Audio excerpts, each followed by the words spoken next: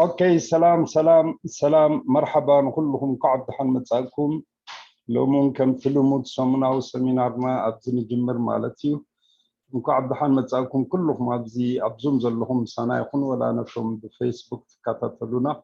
اهلا وسهلا بكم. وبعبي دماني كبر قاشانا استاذ ابراهيم كبوشي قعد حنمصاك اهلا وسهلا بك يا عزيزي. الصوت مسكر استاذ ابراهيم.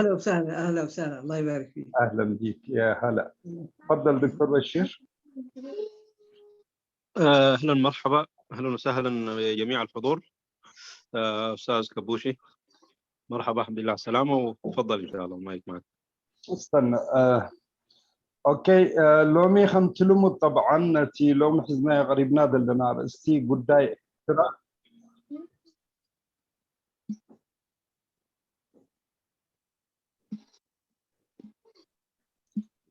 اوكي فيسبوك عاد تخون ثاني سوري يا جماعه ايكو قبل ثاني. لو معلتون تي حزنا غريبنا دلنا استي بخبر قاشانا استاذ ابراهيم حامد كبوكي قداي ارترا ابهلو زوباون اهجراون مكيارات كما يمثل انتايو بزعبا زر استزي ملك تحزلنا كقربيو اقدمنا جن استاذ ابراهيم كبوشي قرب بزعبا نفسه نخلالينا عدل كبو. تفضل استاذ ابراهيم. مرحبا انا الله يخليك. انا اسمي ابراهيم عثمان حامد ملقب كبوشي. درست في دمشق في سوريا، خريج صحافة، وعندي ماجستير في الصحافة من القاهرة. عملت دبلوماسي في وزارة الخارجية الإريترية، والآن منذ 16 سنة في المملكة المتحدة هنا، ناشط في المجال العام الحقوقي والسياسي الإريتري. شكرا. تفضل دكتور. بتقريني ساعات الترجمة كان مش حايش امين. طيب انا بركز بعد كده. طيب اوكي. شمي ابراهيم حامد بسوقاي كبوشي بهال اب دمشق تمرقوا ديجري ماستريت اب جبس وسيلو مالتيو كايرو كم دبلوماسي صريحو أحسن بلا مالتي. لو في حاجة فضلت مهمة أستاذ كبوش يمكن تنبهني. جورناليست ودي ولا هكا؟ أيوة هو كم جورناليست وديو تمرته. يا زوان الزون أبناء حقوق الإنسان ناي مثلنا يدك سباتنكم أنكال هاجراوي بوليتاوي نتفتات كأنين كأساس كم زل حبيرو. أستاذ كبوشي بإمكانك برضو تتكلم في التقرينيا ولا عربي بس؟ لا أنا بسمع كويس يعني، لكن أفضل يعني أعبر بالعربي عشان تكون المسائل دقيقة. ممتاز جدا. بس دكتور ركز معه عشان أنا مشغول شوية في أمور ثانية. الترجمة في محتوى حزوز قرب إن شاء الله. أوكي تفضل أستاذ كبوشي الفرصة لك. الله يخليك. أنا في البداية يعني أشكر الغرفة وأشكر كل الإخوة والزملاء اللي جو. يعني حقيقة أنا ما بعتبرها محاضرة بقدر ما بعتبرها بداية حوار مشترك ناخذ وندي فيه مع بعض حول قضايانا الحيوية، وخاصة يعني المسألة الإريترية والظروف اللي قاعد تمر بها. وبالتالي أنا أعتقد يعني النقاش المتفاعل ده قد يفضي إلى نوع من تطوير إدراكنا ووعينا بأهمية أن نلعب دور بشكل كبير لحساسية الوضع اللي قاعد تمر به بلدنا. يعني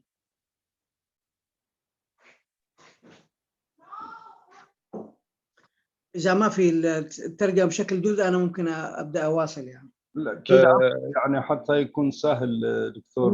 نعم. تفضل دكتور. أولا نقول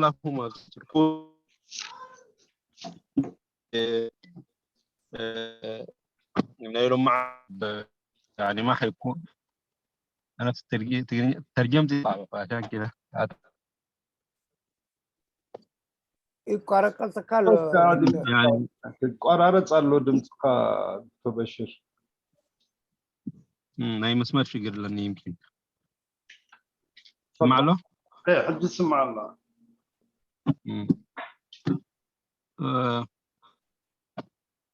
حجي خمتي زبالو ابتناي مؤتوي لو ما عنتي ركبنا دبزحه كم تكون قداي كنتات ناي ارترا ناي عدنا كنزاربلو حنصاب كينا يو كاب قال مطيق وي كاب نقطاشو كاب كمزي حوار نلع ايكونن مالتيو بزيادة واني أنا أستمهرو خيب زي كونكمت يزل لخصي نحنا كمتي لومدا بزغزازي بزتخالة متأمنة قداي أننا نحضنا هين لنا كنعمقه بزعبوا إينا نزاربي بالله. تفضل أستاذ كبوشي الكاميرا مقفلة. طيب حقيقة يعني من وحي العنوان إذا تكلمنا عن المسألة الإريترية في ظل المتغيرات الإقليمية والدولية، أنا حقيقة باخذ دية عشان أرجع لورا قليلا ونبدأ نفكر ليه ارتبطت دائما الحالات بتاعت التفاعل بين القوى السياسية والمدنية في أوقات احتدام الصراعات على المستوى الإقليمي والدولي بشكل خاص في منطقتنا، لأنه ده مهم جدا بيخلينا ناخذ فرصة في الطريقة اللي بنفكر بها. ولما نتحدث أيضا عن المسألة الإريترية، من المقصود بالمسألة الإريترية؟ يعني على المستوى السياسي أنا أعتقد أو التقسيمات الأساسية اللي ممكن نتناولها هي السلطة والمعارضة والنخبة اللي تمثل المجتمع الإريتري. هذا المثلث حنتحدث فيه، وده حيقودنا لأنه كيف ممكن التفاعلات درجتها بتزيد في حالة احتدام أو تفجر الصراعات وتفاعلاتها بشكل أشد وأقوى على المستوى الإقليمي والدولي. ولذلك أنا أعتقد أنه الخلفية دي كتير مهمة حتوصلنا للنتائج اللي تتعلق يعني درجة تفاعلات الصراع في منطقتنا فيما بيننا في نظرتنا لقضيتنا الوطنية وعلاقاتها بالمحيط الإقليمي بشكل خاص.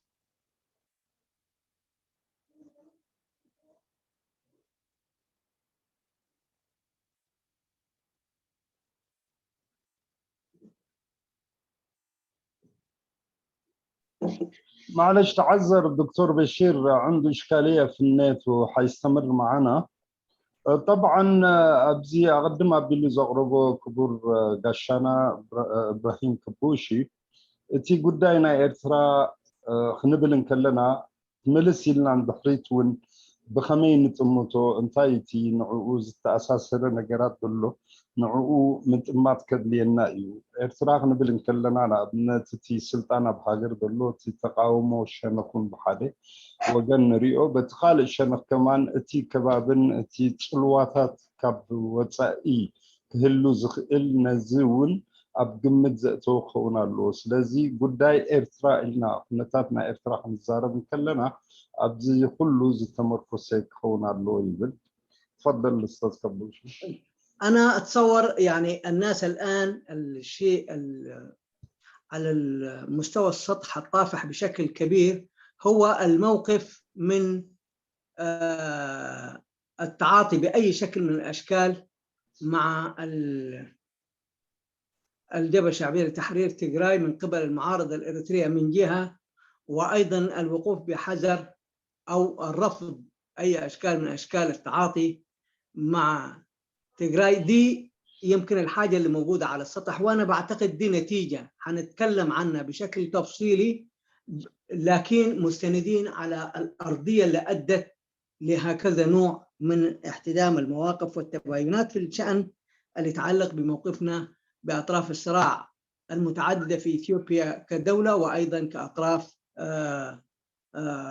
على مستوى المكونات في إثيوبيا. وده طبعا حيجرنا بشكل من حيث المبدأ إنه علاقاتنا بكل دول جوارنا في جيبوتي، العفر، العيسى، في السودان، الشرق، غيره، ده كله بيدينا فكرة إنه كيفية التفاعل مع ده ومنطلقين من إيه لما نعمل ده احنا في تبايناتنا.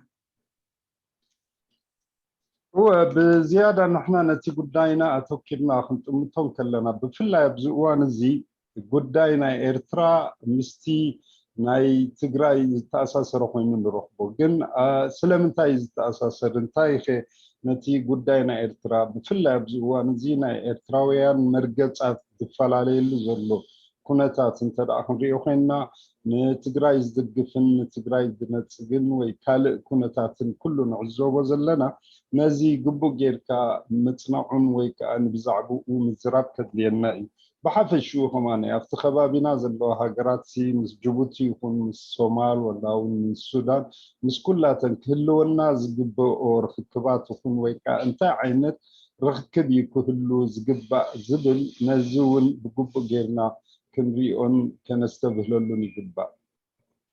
طيب يعني أنا بقول ليش نرجع للخلفية، لأنه أي موقف سياسي بناخده تجاه الصراع فيما يتعلق بدول الجوار أو حتى من أي موقف دولي أو غيره عنده علاقة أساساً برؤيتنا لطبيعة الأهداف بتاعتنا ورؤيتنا لطبيعة الصراع في منطقتنا، وده بينطلق من الدائرة المحلية عشان يخلق تصور على الدائرة الإقليمية والدولية. ولذلك أنا أعتقد الآن أنا حادي بس أمثلة بسيطة فيما يتعلق بالمصدر الأساسي لتكوين الموقف المشترك في الجبهة الداخلية بتاعتنا على مستوى التنظيمات السياسية أو منظمات المجتمع المدني. أنا حادي كم قضية كده ونحاول نتأمل إلى أي درجة التباين فيما بيننا موجودة، إنه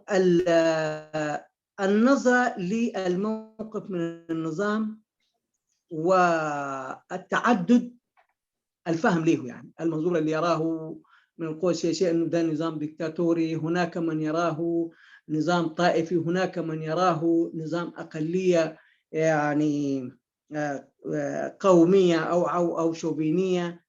ده محور، ده سبب من كل القوى السياسية في تعدد في الرؤية لمسألة واحدة من قبل قوة إريتريا في ظل مجتمع واحد لسلطة موجودة في المركز واحدة، لكن في تعدد في المنظور. المثال الثاني اللي عايز أديه عشان يخلينا نتأمل منين بنصدر أحكامنا في الشيء الإقليمي والدولي، راجع من الدائرة المحلية. موقفنا من عملية إسقاط النظام، هناك من يرى يجب أن يسقط بشكل بالقوة، وهناك من يرى يجب أن يسقط بالقوة والسلم، وهناك من يرى فقط استخدام الجانب السلمي مهم جدا لأنه طبيعة الصراع لا تستدعي وجود الاحترام ما بين السلطة والمعارضة حول مسألة السلطة. ده بعد ثاني يوري إلى أي مدى نحن يعني في تباين حول قضايا أساسية لم تحسم بعد في الجبهة الداخلية، ودي حتنعكس بدورها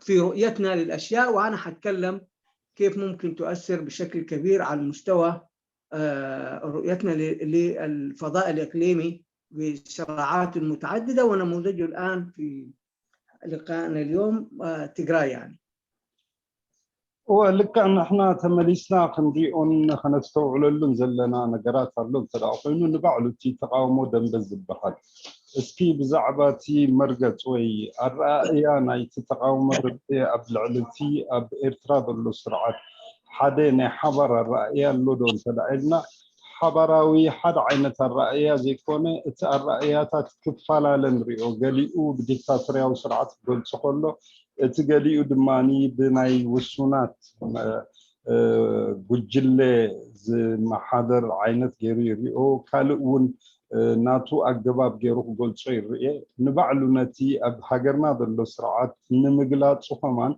حد عينة الرأي يبلنا بداي بقو مرقصاتنا نبعلو نزي سرعات زخ إلا لو بهالن كله أفتي مرقصات وي أجباب مقيارنا يتسرعتون زتفل على ريتوتات وي حسابات يهلونا قلب سلامة وأجباب جيرنا خن كيلو السرعات قبل كله تقلش نخدم عنه بقنصاوي أجباب تتقينا خن البسوزبل اتصال سايون بخلتيو عينة أجباب كوتاسني اتي تقاومو دنبون اب حادث قرنو حد عينة مسمر زخيد كوينو أي سنة حنساب تجي.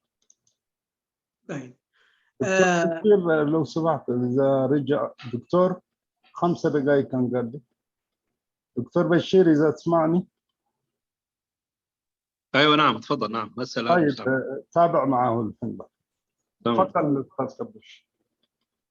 طيب أيضا يعني هناك بعد يتعلق ب التصور السياسي والتنظيمي والأمر اللي يتعلق بالوسائل نفسها بين مرحلتين مفصليتين. أنا أعتقد هناك تباين في الرؤية لهذه المرحلة اللي عاش فيها الشعب الإريتري في مرحلة تحرر وطني لمحاربة الاستعمار، لتخليص البلد من الاحتلال، تبدأ من 61 لغاية 91. كانت هناك أساليب وخطاب معلن لكل الإريتريين ووسائل محددة. أنا أعتقد الآن إلى أي درجة انتقل هذا الخطاب ما بعد التحرير، وشنو النقلة اللي تمت، وهل هي طبيعة الأهداف اللي بتتوخاها المعارضة من أجل التغيير ما بعد 93 والاستقلال وما قبله. هل حصل تغير في الخطاب السياسي؟ هل حصل تغير في الوسائل بتاعتنا؟ هل حصل تغير في البرامج بتاعتنا؟ هل يحتاج أصلا أن يكون في تغير؟ برامج ما قبل التحرير كافية للتعاطي مع واقع ما بعد التحرير؟ أيضا دي قضية فيها يعني تعدد وفيها رؤى وفيها تباينات كثيرة في من تحول إلى أحزاب سياسية، باعتبار دي قضية بتتطلب أن يكون شكل النضال منطلق من تصورات مشتركة لكل من لهم يعني آراء متقاربة، وفي من يعتقد لا لسه فكرة التنظيمات السياسية ببرامج العامة كافية لمواجهة السلطة الحاكمة في البلد. أيضا ده واحدة من أشكال التباين الحاد في الجبهة الداخلية، في المنظور الداخلي في الدائرة المحلية الإريترية، بينعكس بدوره سلبا وإيجابا، أو خلينا نقول يكون في تباين في الرؤية للتعاطي مع محيطنا الإقليمي. والنموذج فيه اليوم موضوع تجراي ولا حنتكلم فيه يعني. الرأي أنا تودباون إتي بوليتيكاون الرأي كمان كم جيزاو جيرنا نحكي مع أولئكنا كلتا جيزا المعلن خلينا مالتيو كلمة 9 سلسلة زلوا ودحري 9 سلسلة زلوا يجيب بزح أبتي الجواب ناي مقيار بزح الرأي مالت تفعل عليه جواب يديروا أبتي قدمه حرمت زنبرة من تحرير من 9 سلسلة زنبرة أجابنا ناي كالسن دحريو زلن بزح أفعل سلزلوا ولا بزح كخطهم كم حجيت كالس زنبرونا بدبات تغيرهم تلا حجي إزي حدا خطي كندي تي فيليات دلوا أبتي دمبناي مقوام مالتي جيزي أسفحنا خاخر هنا نقدميت. تفضل. طيب الآن يعني أنا أدي مثال. لو شفنا في الفترة بتاعت التحرير من 61 ل 91 الخطاب الوطني كان واضح، قواه السياسية كانت واضحة، وسائله كانت واضحة، تأثيره أيضا ونتائجه بعد 3 عقود كانت واضحة. ما بعد 93 الآن بنجد أن هناك تيارات سياسية يعني عندها منظور ديني، في تيارات عندها منظور قومي، في تيارات عندها منظور تنظيمي بالمفهوم ما قبل التحرير، وأيضا في تيارات استحدثت المفهوم الحزبي. هذا التعدد إلى أي درجة كيف حينعكس على مواقفنا الإقليمية حيكون أيضا واحد من المؤثرات الكبيرة. ده كامتداد للفكرة اللي طرحتها قبل، لأنه ده اللي بيحدد ده. أنا بقول ده ليه؟ لأنه في النهاية نحن كمعارضة واضح خلال 3 عقود حاولنا نهرب للتعميم حتى لا نصل إلى قضايا الاختلاف والاتفاق ونحددها بشكل واضح، وبالتالي نجمع على ما هو مشترك ونجنب إن كان هناك ما يجنب لمراحل قادمة من قضايا خلافية. عشان ما يحصل دي نحن دائما بنلجأ لعدم التدقيق، وده بيساعدنا، وده انعكس حتى مش بس على خطابنا السياسي والفكري، ده انعكس على هياكلنا النضالية في أطر التنظيمات، وانعكس على برامجنا اللي بنطرحها، وبالتالي أثر على إمكانية تحديد قضايا الخلاف والاتفاق في معسكر جبهة المقاومة في الداخل الإريتري، وده اللي حينعكس يعني سلبا في قضيتنا الأساسية المتعلقة بكيفية التعاطي مع جوارنا وتحديدا تيغراي. كم أبنات كنوزون لحركينا كاب 9 حدا نفسات 9 حدا زلو كل نصر نيرو تي أجابنا يقالسي تي طلبات تي دلياتاتنا كل نصر نيرو جن دحري 9 سلسن بزح تفعل على حسابات نسيو الرأياتات ولا أجابنا يتقالسو كمان أبتي أوداد با كمان بهايمانوت ودبو ببهير تودبو قاليوم كأخ من ودباوي خمزنا حساب زلو فلاليا كمو غيرهم توديبهم مالتي يزخلوا زي ولا نتي دقاوي أكلات كتب مسؤوم كمي غيرنا كن زارب ويكن مايت ويكا التعامل كنقبر كله يوسنوي مالتي زي حدا خابتي افكشن مالتي تي افكت قبرونتي كناتنا نحنا كم تقاومت مالتي كم تقاومت كل جيزه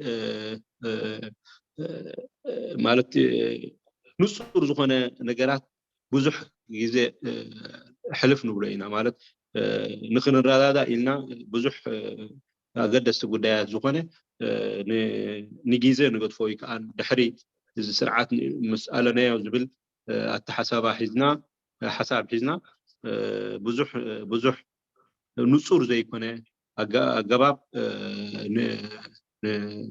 نخيد هنا ويكا الزراربا كمان مرة نصور زي كونه طلبات نقبر حجي إزي أمنتاي إفكت ويساشمو تأثير غيره أبتي تي أجابنا يكاونا نايتن ودبات ديو ولا نايتن سرعات تسرعنا زلنا بزح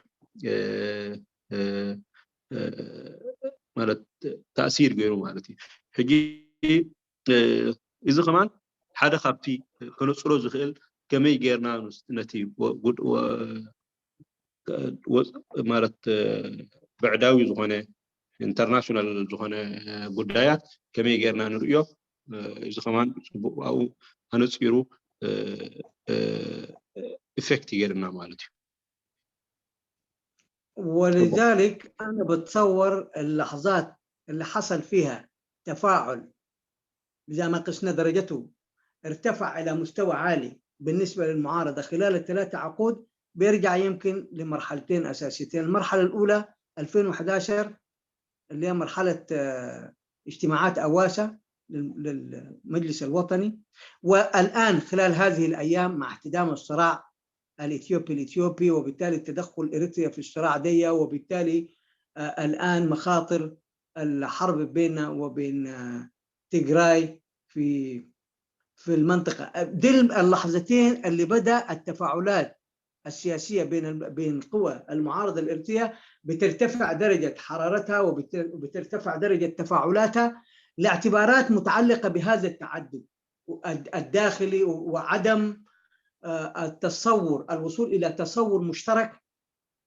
وأدى إلى إحساس بأنه العنصر الخارجي في تغيير معادلة الصراع ما بين السلطة والمعارضة يعني أدى فيه أماني كبيرة وأمال كبيرة للبعد الخارجي على حساب الأبعاد الداخلية. دي واحدة من النتائج اللي حنتكلم عنها اليوم فيما يتعلق بالصراع المعاصر. أنا قلت الخلفية دي عشان أصل للنتائج دي. دائما إحنا نتيجة وضعنا دي المتردي فيما يتعلق بصورة التعميم في خطابنا، عدم تحديد قضايا الخلافات بتاعتنا القضايا المشتركة، عدم النظر في أنه هناك مرحلة نوعية ما بعد الاستقلال بمقارنتها بمرحلة ما قبل الاستقلال، وكل القضايا دي كلها بدأت تنعكس. واحدة من انعكاساتها إنه تفاعلاتها بدأت تتكئ على أبعاد إقليمية أخرى. 2011 التفاعل ارتفع لأنه كان في عامل خارجي إثيوبي. الآن التفاعلات والاحتدام عالي جدا لأنه في احتمال صراع وتدخل خارجي في المسألة الداخلية. يضيف للياتنا خا ناتي الرأي مالت تي بوليتيكاوي حيلتات ويستقاوم حيلة تقاوم حيلي بزح رياكشنز قبرلو ወይ ከዓ ብንሕድኡ ዝፈሓፈሓሉ ግዜ ክልተ ግዜ ነይረን ኢለ ይግምት ኢሉ ቀዳመይቲ ኣብ እዋሳ 2011 ኣብቲ ናይ መጅልስ ወጠን ክምስረት እንከሎ ሕጂ ከዓ ኣብዚ ናይ ውግእ ናይ ኢትዮጵያ ናይ ነንሕድ ኣብ ኢትዮጵያ ዘጋጥም ዘሎ ማለት እዩ ሕጂ ኣብዘን ክልተ ግዜ እዚአን ብዙሕ ተፋዑል ነይሩ ማለት ብዙሕ ሪአክሽን ነይሩ እቲ ውሽጢ እቲ ናይ ፖለቲካ ሓይሊ ኤርትራ ማለት እዩ እዚ ከዓ ኣብ ምንታይ ይመልሰና ንሕና ኣስለን ደይ ምንፃር ስለ ዘሎ እቲ ናይ ዓፃፂሃ ክትብሎ ትኽእል ወይ ከዓ ከምዚ ናይ ኣክፋ ሓቢልካ ምዝራብ تعميم زبال خموتات غيرنا سلنوزو كل ነገር ንጹር ዕላማታት ስለ ዘይንገብር ኣብትናይ አህጉራዊ ዝኾነ ሽግራት ወይ ኣብትናይ ወፃኢ ዝኾነ ጉዳያት ንጹር ዝኾነ ወይ ሓደ بحبار كوينا نقارسو ወይ بحبار كوينا نرادادالو ወይ ሓደ ዝኾነ ዓይነት መግለጺ ወይ ሓደ ዝኾነ الرأي ሒዝና ክንወስድ ዘይኽእለና مخنياتات يزيو يلو يقوموا مالتي. طيب أنا حقيقة الآن حتكلم بشكل دي الخلفية اللي بنيت عليها، دي الذهنية، دي الذاكرة اللي بعتمد عليها الآن للحديث عن وجهة نظري فيما يتعلق بطبيعة التفاعلات الموجودة وأتصور الموقف الصحيح منها من وجهة نظري، لأنه هناك تعدد في رؤية التنظيمات، هناك تعدد في رؤية المنظمات المدنية، وأيضا هناك تعدد في رؤية الأفراد لطبيعة هذا الصراع، وده نابع زي ما قلت أنا للخلفية اللي ذكرتها. فيما يتعلق الآن أنا في رأيي الشخصي هناك دائما في المنطقة بتاعتنا في بعد سياسي وبالتالي يتطلب الموقف السياسي، وهناك بعد إنساني واجتماعي بيحدث في المنطقة بتاعتنا ويتطلب أيضا النظر إليه من بعده الإنساني. فيما يتعلق بتصوري أنا ما يحدث في تيغراي أو ما يحدث في أي إقليم مجاور لإريتريا أو في دول الجوار الإريترية أو في أي مكان تحدث أي كارثة يعني بتاخذ أبعاد إنسانية وأبعاد أخلاقية من المنظور ده. أنا أعتقد يعني ما حصل على شعب تيغراي والمجتمع في تيغراي نتيجة الصراع الإريتري الإثيوبي وتدخل النظام في الصراع دي لسبب أو لآخر من بفهمه هناك كارثة إنسانية كبيرة تمت، وبالتالي الموقف الإيجابي مما حدث في داخل تيغراي أنا بعتبره موقف إنساني وموقف مش بيتطلبه بس دول الجوار أو المجتمعات المجاورة، بتطلبه كل الإنسانية أن يكون يعني موقف تضامني مع هذا الذي حدث لي حقيقة لشعب تيغراي ولي أيضا الشعوب والمجتمعات في داخل إثيوبيا اللي تعرضت للمأساة دي سواء كان في ولو أو في بندر أو في غيره، لكن بشكل كبير مسرح العمليات حقيقة كان في تيغراي، وده كارثة إنسانية. ومن الزاوية دي رفضها لأنها يعني أربكت المشهد ولم تحصر الصراع ما بين العساكر، لكن كانت انعكاساته على المدنيين. ده جانب إنساني وأتصور وأنا قلت قبل كده في أكثر من لقاء ضروري جدا، وبنعتقد كل اللي حصل يحتاج إلى يعني تحقيق دولي حتى ينعرف يعني مصدر هذه الآلام الإنسانية اللي تمت على الشعب تيغراي في الصراع الإدار في الفترة اللي فاتت. وللأسف الشديد يعني النظام كان طرف في هذا الصراع. أكيد هو عنده النظام في إريتريا يكون عنده أسباب ودوافع، لكن نحن كإريتريين بنعتقد إنه تدخل الجيش الإريتري أو تدخل إريتريا بشكل مباشر في صراعات دول الجوار يعني انعكاساته سلبية علينا، وحتى من الناحية المبدئية إن لم تكن قضايا تتعلق بأمن البلد والدفاع عن حدوده، أي خروج يعني نتائجه عاجلا أو آجلا سلبية، لا تبرر سياسيا ولا تبرر أخلاقيا ولا تبرر اجتماعيا. ولذلك هذا التدخل عرض ودي طبعا ممارسات النظام أنا في تقديري من فترة طويلة جدا. التدخلات الخارجية في الصراع ما بين إريتريا ودول الجوار نفضل كان أن تحل بشكل سلمي، بشكل بتاع حوارات، لأنه أي احتدام دي بيعرض كل الأمن بتاعت الأمن الوطني للبلد للمخاطر، خاصة وأنه هذا التدخل لم يتم في إطار التشاور مع المؤسسات القانونية في البلد. خطورته بتجي من أنه جاي مصدره فرد أو مصدره مجموعة قليلة جدا لا عند الشرعية القانونية ولا عند الشرعية الإنسانية ولا عند شرعية أخلاقية بحكم التجربة طبعا والنتائج اللي شفناها، ولا عند حتى الشرعية الثورية، لأنه مع الاستقلال المسألة دي انتهت. من هنا بتكمن خطورة تواجد عسكري في الصراعات مع دول الجوار، يعني يهدد أمن القوم، وواحد من مصدر يعني تأزيم المسألة الإريترية ووضعها في مخاطر دائما في تقديري الشخصي. فيما يتعلق خلينا انت اوكي تفضل. معلش. تفضل. نعم. هو إذا خزارة بس أنا حكومة فجي كم باك جراوند IT أنا قاوتو مركزية خبجس ويكا أتي ميموري أنا حجيو تبغي سزلوه مالتيو حجي أتي دايفرسيتي زلوا أبتناي الرأي ناي تفعلني الرأي زلوا أبتناي ودبات كم الرأي تفعلني الرأي ناي ولا ناي ولك سبات ማለት ኣብቲ ሰባት ኤርትራውያን ማለት እዩ ወላቶም ውድባት ኤርትራ ስለዚ ዝኾነ ሽግር ኣብቲ ከባቢና ክጋጥም እንከሎ ብፍላይ ኣብቲ ማለት በዓል ሱዳን ኢትዮጵያ ጅቡቲ ኩሉ ኣብቲ ከባቢና ዘሎ ዝኾነ ክጋጥም እንከሎ ፖለቲካውን ሕብረተ ማለት اجتماعي ማለት ከምዚ ናይ ሕብረተሰባውን ማለት ኢንሳኒ ሂማኒቲ ሰባውን ኣውነት ኣለዎ ማለት እዩ ባህላይ ሕጂ ብፍላይ ኣብዚ ናይ ትግራይ ኣጋጢሙ ዝነበረ እቲ ድበ ማለት እቲ ዘጋጥም ዝነበረ ሽግራት ዘጋጥሞም ዝነበረ ህዝቢ ትግራይ ካብኡ ተበጊስካ እቲ مسؤوم solidarity مقبارسي سبعوي مخنيات ينيرو مالتيو سلازي كل جيزة هم أخذات من كله كم قربيتنا نحنا مسؤوم تطو نبل جبو يو ناي خمسي ناي humanity سلازو هنا مالتيو كسابة قداي كنا خمسي investigations وبرلو مالت بفلاي تاو نايت سرعات أبتي شجر نايت تجراي عبي كم عبي شجر مخانو بفلاي نعنا خم إرتراويا مالت يجي تي زخانة تي سرعة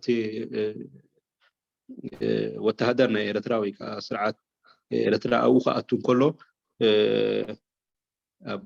قربيت هاجر بزخانة غير كختم مخنيلو أي تخلينا خامالتي تسقوم تزوسره بفلاي بتسقومتي كمولك أوي وسيدوا هجي خمس بإرتراسي ببرلمان ويكا بتوم بحجاوي متن تمخيرلو ويكا أبروف تغيرو أيكونن كيدوم توتهدر أتيو مالتي توتهدر كأتون كله وناي ولك أوي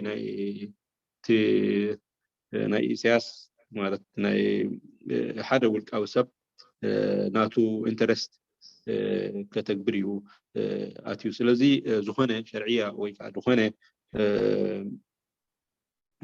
የብሉን ዝኾነ ሞራላዊ ዝኾነ ምክንያት ማለት እዩ ስለዚ ኣብዚ ከዓ እዩ እቲ ዝዓበየ ሽግር ወይ خطر ኢልና ክንድምድሞ ንኽእል ምክንያቱ ማለት ሰራዊት ተበጊሱ ናብ ካልእ ሃገር ክኣቱ እንከሎ ብዘይ ሕጊ መጠን ክኣቱ እንከሎ ብፍላይ ካብቲ ውሽጣዊ ሕጊ ከማን ማለት እዩ እንድሕር ዘየማሊኡ ንዓና ከም ኤርትራ نمسائي شجير كم تعنا هم زخيل تفضل. طيب أنا حقيقة هنا في جزئية صغيرة لازم تذكر لأنه مهمة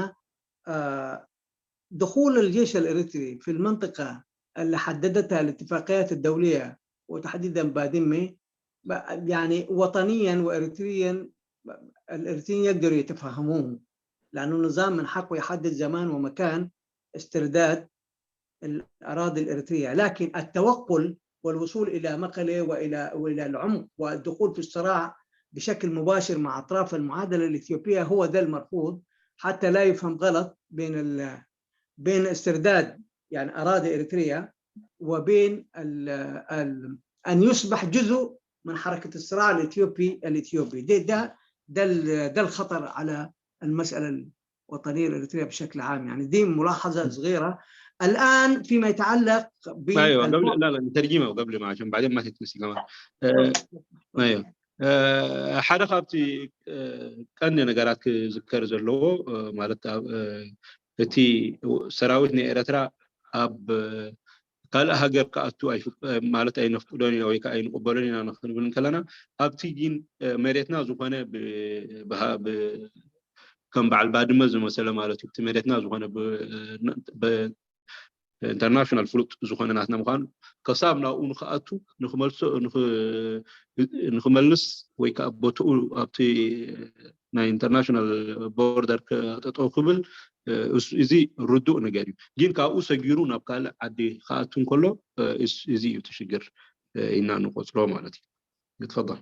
طيب انا في تقدير المشهد دي تجاوز لدى البعض من قوة سياسية او مدنية إريترية أن يتجاوز الحدود بتاعت الأبعاد الإنسانية ليتحول إلى بعد سياسي ومن المحتمل إذا تقدم إلى عسكري أنا أعتقد ده يعني في تقدير الشخصي لا يخدم القضية الوطنية ولا يحل المشكلة حتى من يتصورون بشكل بريء إنه ده ممكن يشكل حل أنك أنت تسقط النظام ومحمول على أكتاف قوة أخرى حتى من كانوا بريئين بأنه يتصوروا ده مدخل للخروج من أزمة النظام اللي جسم على صدر الإريتريين واللي هدد أمن البلد وأمن الشعب الإريتري وأنا بعتبره أكبر مهدد للأمن الوطني في إريتريا على مدى 3 عقود النظام لكن حتى ده مدخل سياسيا في تقديري مرفوض وأخلاقيا مرفوض وإنسانيا مرفوض وبأي معنى من المعاني.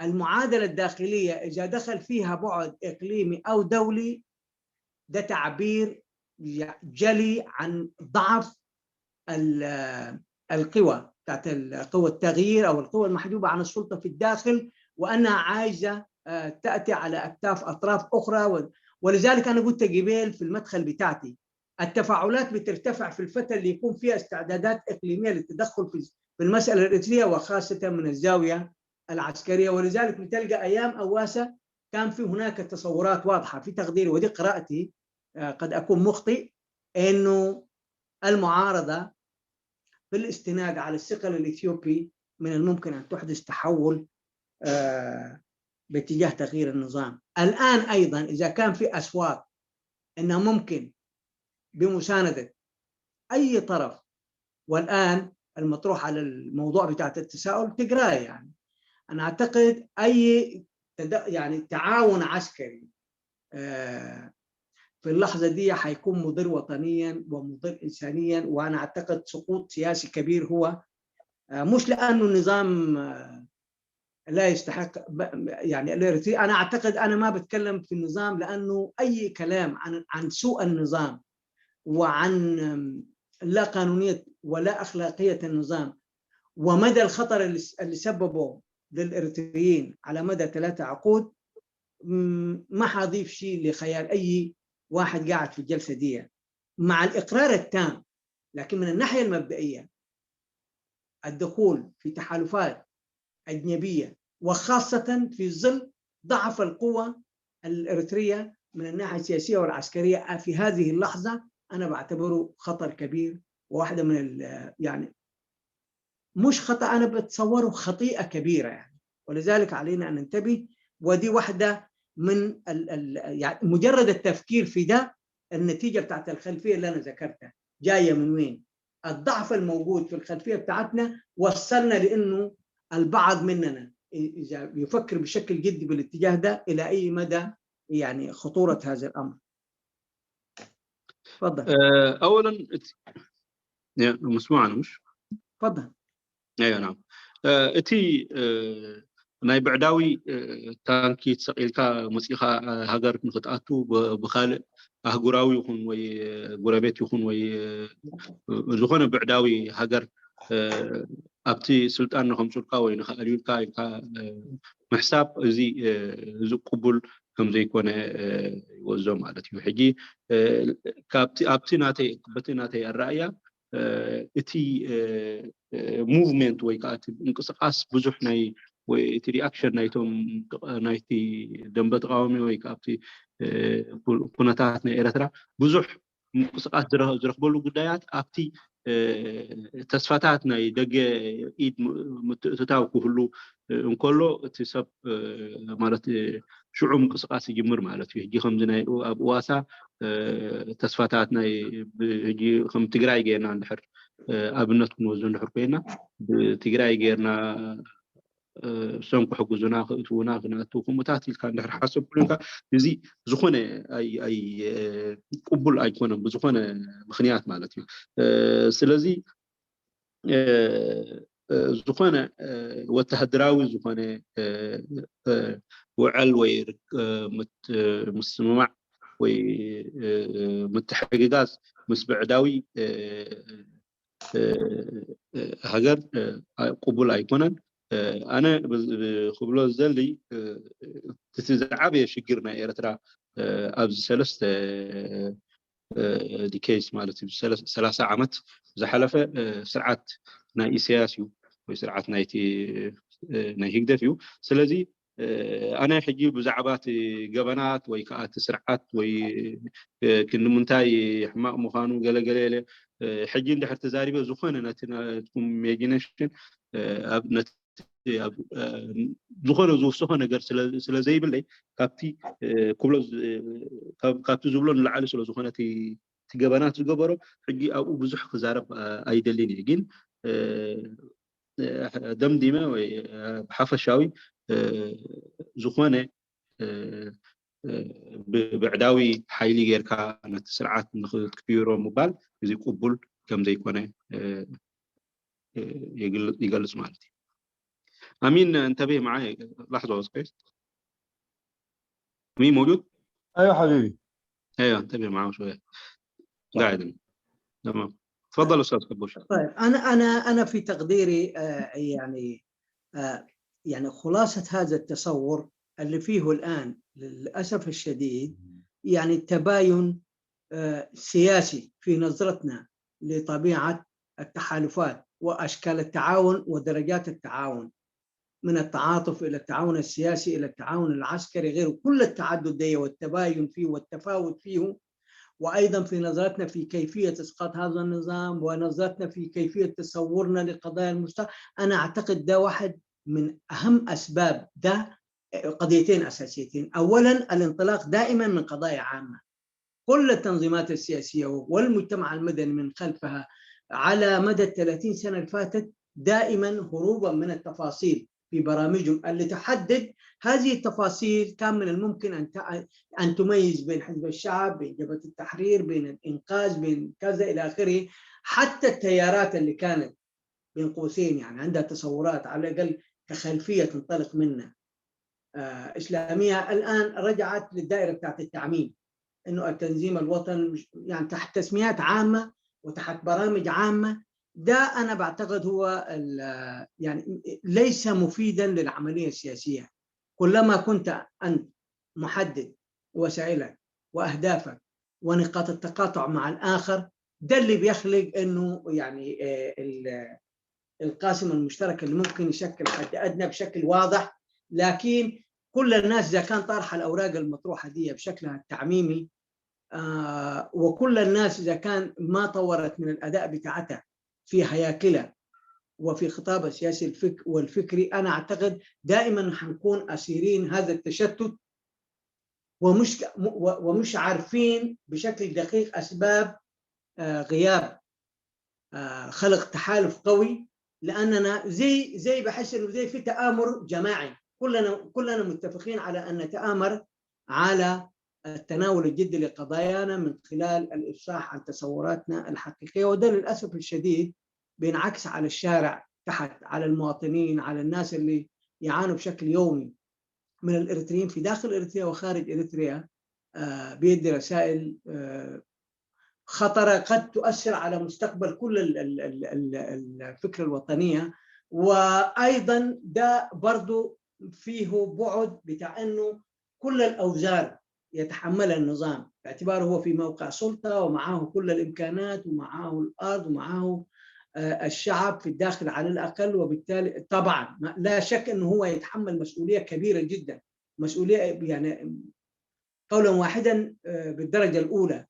لكن أيضا القوى المحجوبة عن السلطة عليها مسؤوليات سياسية واقتصادية وفكرية وثقافية وأمنية، لأنها هي بتتصدى لقضية عامة. وهذا الشعب دائما إحنا بنقول إنه نتيجة عزف النظام أكثر من نصف الآن موجود في الخارج الآن كل الجماهير الموجودة في الخارج دي في السودان وفي الخليج وفي أوروبا وأمريكا النظام مش موجود معاها، بالعكس ده أرض خصبة للمعارضة زي الآخرين في حريات. إلى أي درجة سألنا إحنا في يوم من الأيام انتصرنا بإيصال أفكارنا لجماهيرنا في داخل المملكة المتحدة ولا في السويد ولا في ألمانيا ولا في أوروبا ولا في أستراليا؟ ما دي ساحة ما فيها نظام ولا فيها أمن الشعبية ولا فيها جيش ولا فيها قهر. أنا أعتقد نحن أمام أسئلة وأمام تحديات كمعارضة بأشكالها العامة، تبدأ من تنظيمات سياسية ومجتمع مدني وشخصيات تعمل في الفضاء العام. علينا أن نسأل نفسنا نحن بنتحمل شنو من الحسبة دي كلها فيما يتعلق بالخطر المحدق بمسألتنا الوطنية. أنا أعتقد السؤال ده الناس بتغفل عنه وتشيل المسألة وتحطها في حمالة السهلة اللي هي حمالة النظام. تماما نظام مجرم، نظام قاهر، نظام لم يعرف التاريخ حالة شبيهة بحالة النظام ده. ولذلك دائما الناس بتتصور انه هو حتى كلمة نظام كبيرة عليه، يعني ده اقرب الى عصابة سطت على يعني ارواح الناس واملاك الناس ومقدرات الناس وبتعبس بها. لكن ده برضه ما يعفينا انه يعني على قد ما هو في خطر على تفضل في صوت. كمل استاذ. طيب انا اعتقد باختصار شديد انه المعارضه يجب ان تنتبه بالمعنى الواسع لكلمه معارضه، يجب ان تنتبه الى انه هي تتحمل جزء من المسؤوليه دي، مش هي بس عباره عن سارد وشارح لطبيعه المخاطر. سعدي بليز اي تخفت يا مايك. تفضل اخي. تفضل دكتور بشير.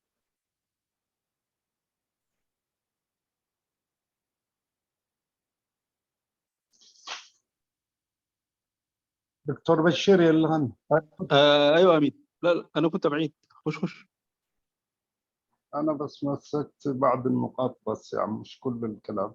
نبدا. حفشو طبعا كابتي مجمري اتحيزو زتنتنوز نبرين اتي فلليات كله ابتي دمبه تقاومو زلو استفال الرأية ابنت سرعة مقلات تكون ابقبا بقلا رساقون كل هناتات نايتي دمبه تقاومو كسب حجي كنري انت داقنا بزح حلافين زلافين كوينو حدث شتوم ዝተጠርነ في عينة أجباب حيوك خيدا يتصنحن بزعبات سرعات كنزارب تخوينا مجلس ون عين روح بولون يعني للدرجات سرعات اللي هو قلت صحمان تسرعات بالمجلس خمان عبايا ومخنيات حادث كم مافيا ويجلخ جلز إليو كل تي أب هاجرنا أب علي حزبنا يكون هاجرنا وريدو دلوا حساب حجي بزلا على درجة حلا في النت ودسكم السخون كله مسؤولين كنرح أي جبأنا نحنا تي تقاوموا دم بون بوجنو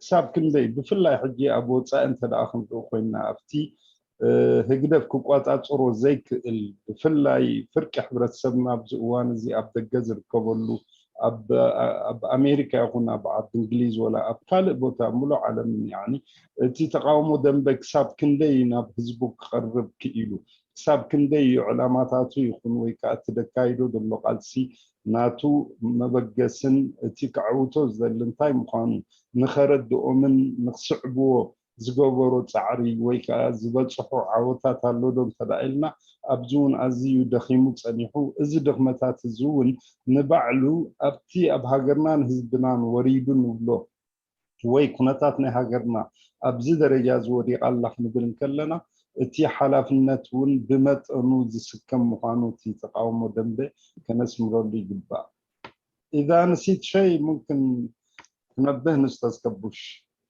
أنا أعتقد يمكن المضمون العام هو نفس الفكرة إنه إحنا يعني بس الفكرة بتاعت إنه ننظر لحجم الخطر بالمستوى ده بإنه إحنا مسؤولين مش النظام مسؤول ونحن مسؤولين يمكن ده يدفع للتفكير الجدي والتعاطي بشكل جدي مع المسألة مع مسألتنا الوطنية بشكل عام. حقيقة أنا بشكل يعني حبيت أتناول قضايا رئيسية عندها علاقة بالماضي عندها علاقة بالحاضر عشان نحاول بشكل مشترك نتحدث عن يعني الملامح العامة لقضايا المستقبل في بلدنا وده إذا في دور كبير تلعب وأنا في تقديري هو لقاء كل القوى السياسية والمدنية المعارضة للنظام والمقاومة للنظام الجلوس بشكل جدي يعني وبعيدا عن العناوين يعني كل أشكال التصورات الموجودة إذا ما خرجنا بحد أدنى مشترك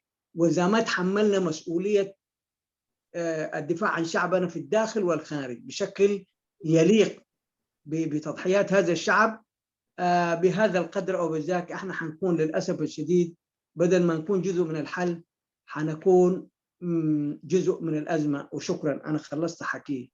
شكرا تسلم. لك عن الصوتي كان أنا استوعلوا زلوا تي نهاجرنا زبانف زلوا ويكأني هاجرنا بزخف درجة حدا جاز خونه خنتات تفضلوا دلأوان نحن تي ملو حلفنا نتي سرعة بإرتراز زلوا ترايهبنا سقط نبل زي كونه بمتنا ونحن تقاوم تدم بنزح حلفنا تزي مسكم مقننا ونكم فلتي جبا تخمت زخيل ويك جبرز جبؤ اللون تدا أخوينه أني زخونه يكون في اللياتنا أتصابيبنا كل تتقاوموا دنب سبيكان محبراتكم والدبات اليوم ولا بدرجة والكسبات كلاتنا تترنيفنا بحدا كوفك نبللو نخيلن نتزلو تسجمات كأفتح كنقبرلو كنقواي زحتنا زلو مدرخيو سقيل كان السقا حلفنا تراي تسرعت كم زجيرو أب كم زي درجة أو دي قلنا لنا نحن نتسرعت تراي نعوم مقصاص ترجمة يتهلوني تتقاوموا دنبونا تو همور كسر راح يقبؤوا. I think that is نسأت أنا نتشرش ملختي. خلصت أستاذ كبوش؟ أنا بتصور خلصت الآن. إذا كان في أي شيء ممكن نأخذ وندي فيه من خلال الأسئلة والحوار وما تنسوا إنه إحنا بكرة داخلين على عيد. كل سنة وأنتم طيبين. يا هلا. طيب شكرا أستاذ إبراهيم كبوش. تي قداي بتصمق عبيلي أقربو زلو زيادة خنعمقون نحنا أفتي حطوتات سكون ويكاب حطول ملسن كمون أفتر إيتوتات كوردن كله كعمق الجن تمسرتها وزقون نجارات نوعية يخجلت تنتن صنيحة سلازي أفتي كال أي مدد ما يحطون من تنجز مع نسجاجرينا مالتي. اوكي استاذ ابراهيم، يعني انا بوجني قربه في ذهب كاي مجلتي لك تي سرعات ناي ارترا كسب اب على البادمه يكون وكانتي بناي العلواي بيت فردي زت والسنه ناي ارترا مقام استفلت امه كابو وياني ويكاني إثيوبيا خيوت بتصنحت كسبت بوتاتي بتصيحو أو تطوم بال قبل كون خيل نيرو كوين جن كسب مقالة يكون وشت إثيوبيا وشت تجراي تقلقل زجبرو جن بتعمي نسويتي زي كونو زبلويل كانيركا جن أنا نقدر من قد يبزي أقرب كزخاخر كاز دلي إتي أمونغو ويانن هجدفن زتصنحه صقمات ወይ ከዓ ትህልኽ ኣብ መንጎኦም ዝነበረ መን ጎብለል ናይቲ ከባቢቲ ይኹን ዝብል እቲ ኣብ 97 ንባዕሉ ብጉዳይ ናይ ባድመት ተላዒሉ መዓት ኣሽሓት መንእሰያት ኣብትን ዝጠፍኡሉ ዝተኻየደ ውግእ ንዑ እንተመሊስና ክንሪኦ እንተደኣ ኮይንናሲ ጉዳይ ባድመ ከም ዘይነበረ ብክልቲኦም ሸነኽ ዝግለጽ ዘሎ እዩ ማለት እዩ። እንታይ ያደላ ተስፊየት الحساب መንጎኦም ኣሎ መን ጎብለል ይኹን እቲ ድሕርቲ ቤት ፍርዲ ናይ ዓለም ብፍላይ ንባድመ ንኤርትራ እትግባእ ዝተባህለሉ ግዜ ብወገን ኢትዮጵያ ነቲ ፍርዲ ሕራ ኢሉ ዘይምቕባሉን ወይ ከዓ ኣብ ምትግባሩ ግደ ዘይምፅዋቱን ንባዕሉቲ ኣይ ሰላም ኣይ ውግእ ንነዊሕ ግዜ ንኩላህና ንኤርትራውያን ብሓፈሻ ነቲ ከባቢ ከዓኒ ኣብ ስቅያት ኣፅኒሕዎ نتعدل الصبيان نيرو التسرعات نايس مرخ أني حنا فديلو زخل منجد حجي تقداي ناي ورار ويكال زي كونه أمم جزون كلت سرعات زياتهم حيال من قبل الكونه من تقاطع سرن الخبابي من زل عليه بوتاك هلو يجبأ زبل ودراتهم زمتو مخانو نزخ أبقمت أتي خانتايت بال ترجمها بكثير ما اولا اشكر انا يترجمها بس باختصار ان شاء الله عشان الناس. ايوه نعم نحاول. نعم كان ذكرت انه يا اخي يعني فرضيه انه النظام يسترجع الاراضي المعترف بها بانها تابعه لاريتريا شيء مقبول، لكن تدخل او توغل النظام داخل داخل اراضي تجراي او الاراضي الاثيوبيه هذا ما هو مرفوض. انت كان قلت كلام ده في البدايه، لكن بس احب اذكرك بانه الصراع الموجود اصلا ما بين الحزبين او اللي هو النظامين في اريتريا وفي اثيوبيا، خاصه نظام الوياني اللي هو كان صراع قديم متجدد، باعتبار انه هم اصلا صراعهم كان عبارة عن تصفية حسابات، بأنه حتى الحروب اللي كانت قبل كده كانت لسبب يعني بفرض سيطرة أحدهم على يعني على المنطقة، فهو كان عبارة عن صراع لفرض السيطرة. فما يعني رؤيتك شنو في الحاجة دي؟ أنا في تقديري ده سؤال مهم جدا، وأنا كنت حريص إنه أتحاشى المسألة دي بصراحة، لأنه عندي لها تقديرات خاصة قد لا يتفق معها الآخرين.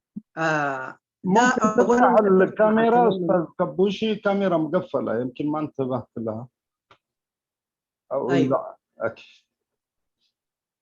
السؤال مهم جدا، وأنا حقيقة كنت حاولت أتحاشاه لسبب بسيط، لكن الآن مضطر أتحدث فيه. خلينا من الناحية المبدئية نتفق أنه التحليل اللي ذكرته تحليل صحيح. هو القضية مش قضية حدود، القضية قضية من يشكل البوس أو يدير سياسات المنطقة، تجراي أم الجبهة الشعبية. لكن أنا أعتقد ده ذاته عنده خلفية، ده ذاته لو رجعنا لورا 100 سنة وشفنا طبيعة إدارة الخلافات بين شعوب المنطقة دي، بنلقاها دائما الأداة بتاعت الحوار هي البندقية أو السيف أو يعني أن نحن نتحاور بالقتال في المنطقة دي مش عادة جابتها الآن الصراعات بين ويان تجراي والجبهة الشعبية لتحرير إثيوبيا، لا، دي ثقافة في المنطقة. ولذلك أنا بعتقد ده امتداد لسلوك درجت عليه يا غالب يا مغلوب، يا قاتل يا مقتول، يا مهيمن يا مهيمن عليه. ده تاريخنا في المنطقة دي. أنا أعتقد الآن بحاجة للوقوف أمام ده. الدنيا تغيرت، العالم يتغير، الرؤى تغيرت، طبيعة كثير من الأشياء تغيرت، والمسألة دي مش بس تعالج في الفضاء السياسي، لا، في الفضاء السياسي وفي الفضاء الذهني والقيمي. يعني كل ما اثنين اختلفوا إذا كان حيحلوا بالبندقية صراعاتهم، أنا أعتقد ده منطق وثقافة عفى عنها الزمن، انتهت. يعني دائما في السياسة بالمعنى المعاصر والصحيح هي وسيلة للوصول إلى حوار، مش للوصول إلى هيمنة. إذا كان في توازن في ميزان القوة بين أي طرفين بيستخدم السلاح على أساس أنه يصل لهذه الدرجة، وبالتالي يفتح الأبواب للحوار لتسوية سياسية. عندنا المسألة مختلفة، أنه القتال هو وسيلة لإنهاء الطرف الآخر، ولذلك الفكرة أنا أتفق معها، العمل لمعالجتها ليس سياسي وثقافي واجتماعي، ويحتاج إلى شغل كبير جدا. يعني شكرا أستاذ إبراهيم. يا نسون تايفتي زهبوز اللو مجلسي لك عزيز حاطط كي حطو بتعم أقداسي تذهب كي تنتناون أبو تقول كوينو جن أنا بزحة ون تزارب أي مرض كن نيري تشجر ذا الحجي زخل زبل كايوتي وددر ناي منجو بلا لكون أمانجو خلتي سرعتات تباهي تقاليت زولو إذن بعلون دحريت كمال سناي خلالي السوخة أنتايو تخبابي انت عينت بحري ويك ألمدي تسانيحون تدعينا ناي كوفي الكاتزاتي خا هن الكا شجر مفتح بهلي زي كوني بأنصارو كل جيزة نزخونه يكون تشنفه تماليسو كمين نسوخ أني حيلو نتي كالأكل كشنفون ويكأني كالقصون زبل وددرات بتاريخ نايتي كبابتي تماليسنا خنري انتر أخوينا كساب حجون دساغينا زلو قداي نسوئيو سلازي تفتح كون انتر أخوينا بعين بوليتيكاوي درجة خمان زي كوني أفتخ بابينا إذا عينت بهرن أتحساسبان لمدن بخمي تنسقرو يقبأنا زدل متنعتن صراحا زحتنا قدايو. Thank you. شكرا أستاذ إبراهيم. المجال مفتوح يا جماعة، إذا عندكم أي أسئلة أو ممكن نعطي لكل واحد 3 دقائق حتى تقدموا أسئلتكم أو تبدوا بآرائكم. تحطوا تعدل كهب مدى بالو كوين قلنا حننا 3 دقائق عدل كنهبي نحجي ناتو صباحون عيد سلازخونه كل سنة وانتم طيبين. تنايلوم بروغرامنا نوح ساعات بتصن حيمثلن سلازي ننا 3 دقائق رئيتو تات يكون ويكازل لكم كتقربوا عدلت خفيت له. تفضل أستاذ إسماعيل.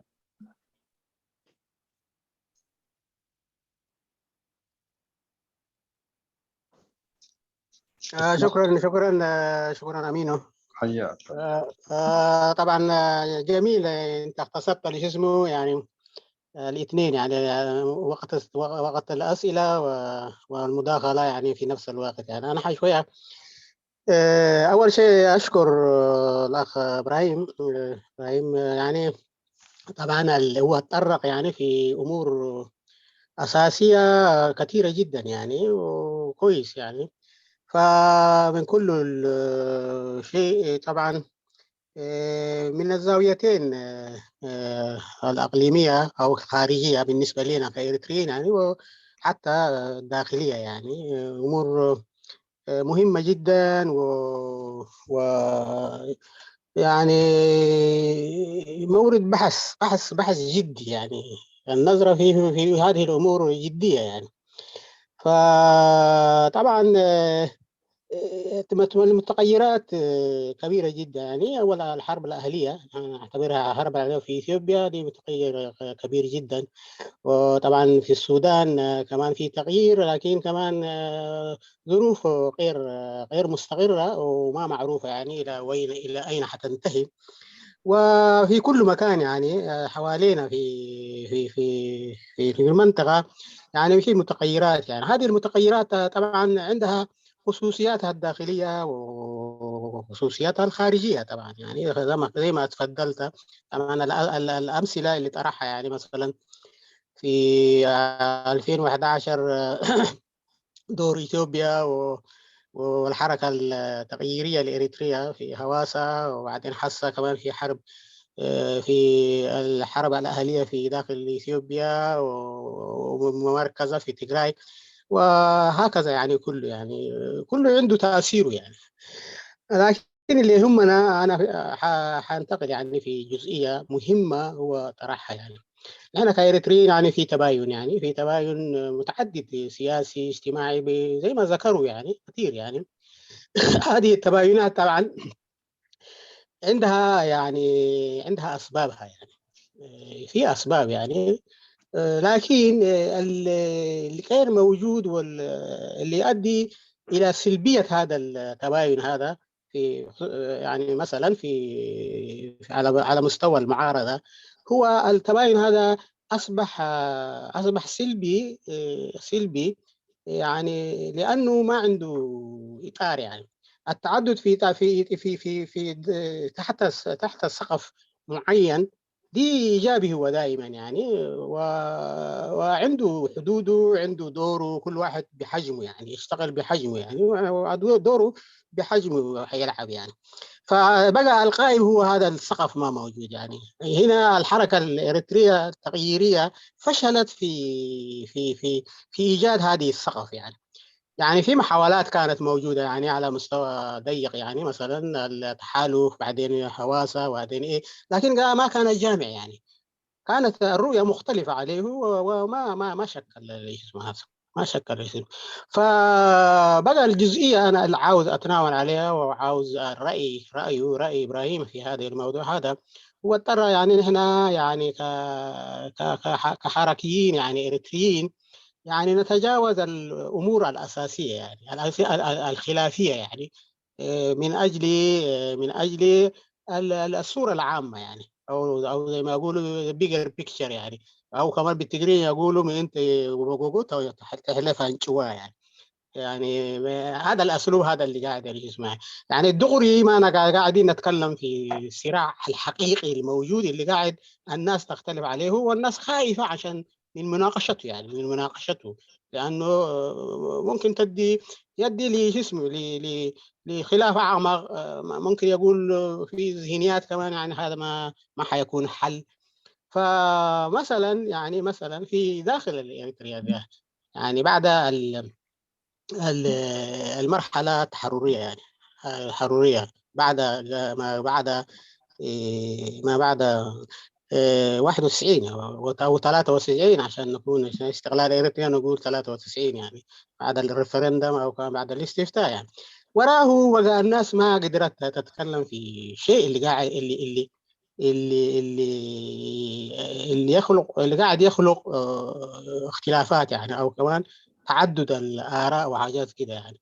فبقى أنا في اعتقادي في شيء قال هذا السقف هذا اللي كنت أتكلم عليه هو ما معناه ما حكومة يعني. المفروض الحكومة الموجودة لو ذرة من الانفتاح لو كان عندها، هذه التعدديات ممكن تكون ما مضرة يعني، ما مضرة، تكون إيجابي يعني. حاسة يعني سلبياتها ممكن يكون يحدد يعني، يكون محدود يعني. فبقى أنا بقول يعني شيء المعارضة المفروض تتكلم في شيء اللي قاعد تتجاوزه يعني. يعني المسائل الكبيرة دي اللي أنت قلت لها الناس قاعد تتجاوزوا، ما قاعد تناقشوا دغري يعني، ما قاعد تتناول دغري، تتناول هذا الجزء هذا وتأتي بسقف يعني. والسقف المفروض ودائما أنا في الغرفة دي من مشاركتي دائما أقول يعني في يعني شيء غايب يعني، عقد ما موجود يعني، عقد الناس تلتزم به يكون سقف أقل شيء يعني على مستوى المعارضة، يكون سقف يكون تحته الناس تتباين وتتعدد، وده ما حيدير يعني. يعني إيش هو أو كمان كيف تشوف يعني مثلا الإيصال لهذه النقطة إذا ما وصلت المعارضة أو كمان المعسكر المعارضة لهذه الحقيقة تناولت هذه الحقيقة، معناها الأمور حتستمر كده، يعني حتستمر كده. فمثلا أنت يعني ذكرت يعني الكلام على يعني عنصر خارجي من أجل التغيير أو كمان المساعدة في التغيير.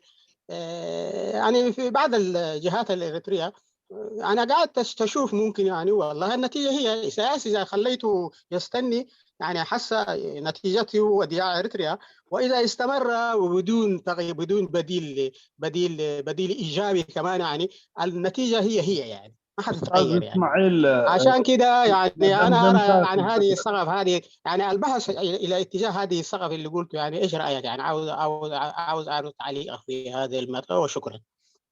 ترجمها بالتقرينية لأنه نعمل حسابنا عشان في ترجمة نحسب الوقت إن شاء الله. تفضل أستاذ. هو أنا زبل زلخسي حسر عبيلي مالتيو قبلو ديلي بالكون تايو.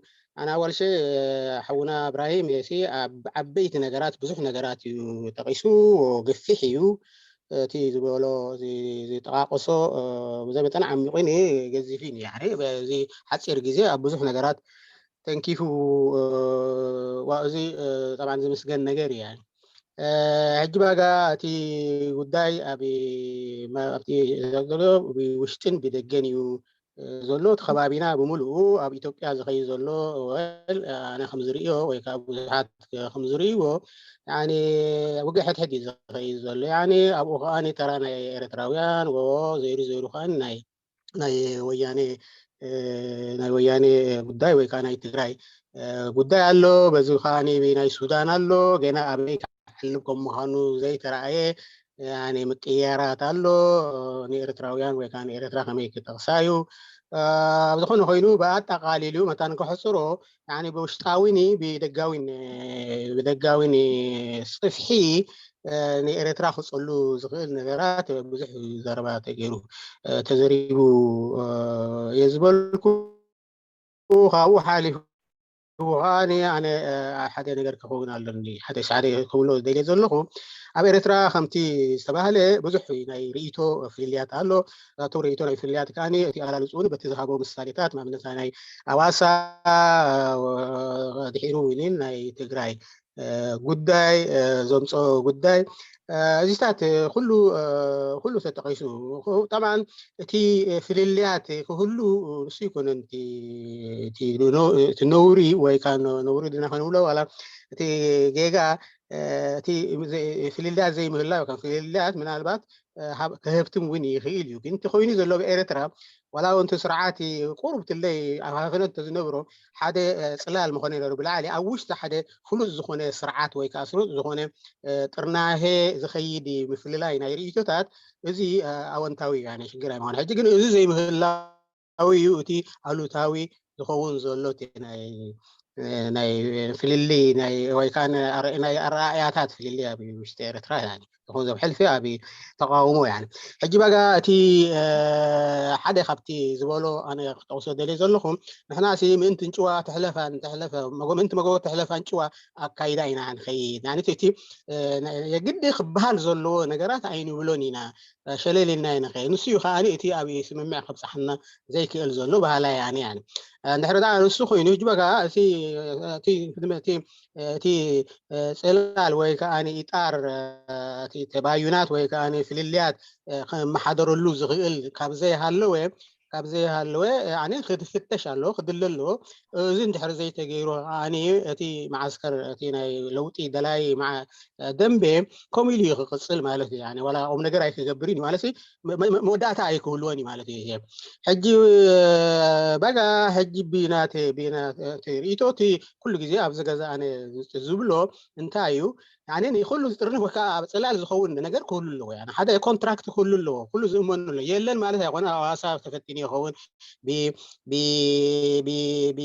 بخيدان درجات فتني يخون ግን كله سامع ما يكونن نس فشيلو يعني فشيلو هيجي بقى نابز ገጽካ مفتاش تزدل زلو ስለዚህ መታን እዚ يعني فلليات تتقص فلليات يعني أونتاوي دويدو متان كتصاوت نعو حقيقة نعو زم حادرو سقف كل لون سخاني حدا تشارتيري يبلي كل جاب زي مشيت أنا زول هو كل زي يبلي هجينا بزقت كا شب تفتش زول إذا ده زي تبتيت وقداي تاشميون سلا زي اللي خايو هاني سب ناتو اجتهادات ويكاني ناتو حركات كتا زقبر زولو منالبات بناي وشتاوي بناي دقاوي حجز كارج زلو يعني نزو زي دلي خالو يعني يجب أنا إساءة أبتي ضربوه كمان أستاذ إبراهيم يليني روسي نبي وسائي تدقف كسرعات ملباس يزي قبولها يكون يليني رويل تون بخالي عزل أربعة خالي بخالي يرئي له مهنياته حجي بتخوني إساءة ملقاسيني يعني من انتخابي وسائي إيدي خدحن كتبل كأني إساءة كوفن بال النتيجة حديو حسابي سياسة قابزولو تي قداي تأيرتر تتفاءل يعني ስለዚህ ንሱ ምስ ከደዶ ንፅናሕ ወላ ንሱ يعني ዝክድሕን ዝኽእል ነድሕን እዩ ዘሎ ኣነ يعني ዝብል ዘለኹ ሕጂ መታን ብሩህ ክኸውን ናይ ወፃኢ ኢድ ንጠቐም ገለታት ኣይኮንኩን ኣነ ኢንፋክት ኣንፃሩ እየ يعني ባይዘወይ መታን ፅቡቅ ዝርዳእኒ ላኪን ኣብቲ ዘረባ መታን ነቲ ዲስካሽን ወይ ከዓ ነቲ ምይይጥ መታን ክጥዕመና እየ ታሽሙ ዝገብሮ ዘለኹ ስለዚ በጋ ሕጂ ኣነ ዝሓተትኮ ርእይቱ ክፈልጥ ዝደለኹ ኣብዚ ሰብ ንሃድመሉ ዘለና ከመይ ኤርትራውያን ንሃድመሉ እዚ ሓሳስ እዩ ምእንቲ መጎጎ ታንጭዋ ዘብለና ዘሎ ጉዳይ ሲ ስለምንታይ ኣናብዑ ካብኡ ክንወፅእ እንታይ ክንገብር ኣለና ኣብዚ ርእይቱኻ ይደሎ ኣለኹ ኢለ شكرا شكرا استاذ اسماعيل افتا ناي مجرشة تقريب كازر الغاحطو بتعمى قداسيتيا مستي ابز حلفة سومونات من حزنايو من كيد بتصنحنا مسؤون تأساس سريع بزيادة استاذ كبوشي نتسقاب وقنكاسي تفتح انتا يكون كمي سنفلتتاو زخون فتح بخمي عينة أقبات كالرقاقات التي فتحت تبلون السخا بزعبو قرب كتزاربنا بزيادة أو أتوكيركا رئيتوها اختبرنا.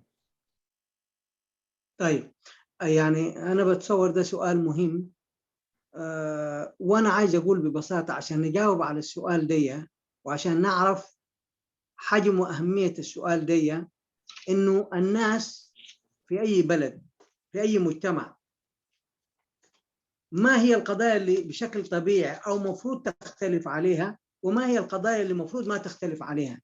في قضايا إذا اختلفت عليها معناتها في خلل في البنية الوطنية كلها، في خلل في فكرة مشروع الدولة الوطنية كله، وفي قضايا بالضرورة تختلف عليها من أجل تقدم البلد في تنميته في تقدمه في تطوره في غيره، في قضيتين.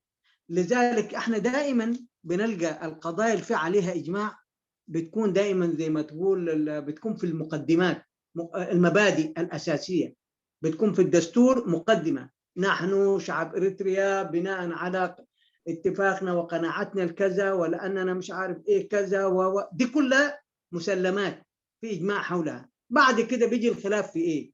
بيجي الخلاف في إنه والله يا أخي في تنظيم سياسي أو حزب سياسي يرى أنه نستخدم اقتصاد معين، الآخر يرى اقتصاد آخر، الواحد يرى القضايا السياسية والإقليمية نقف إلى هذا الجانب إلى جانب آخر. دي كلها قضايا لازم نختلف عليها لأنها دي اللي بتخلق تقدم وتنوع. لكن إذا اختلفنا في المسلمات الأساسية اللي نبني على أساسها الدولة بتاعتنا يبقى احنا في خلل. وحقيقة أنا في تقديري احنا مختلفين على القضايا الأساسية، ما قادرين نقول ده بشكل صريح، وبالتالي دائما الأجوبة بتاعتنا بنلجأ لتأجيله.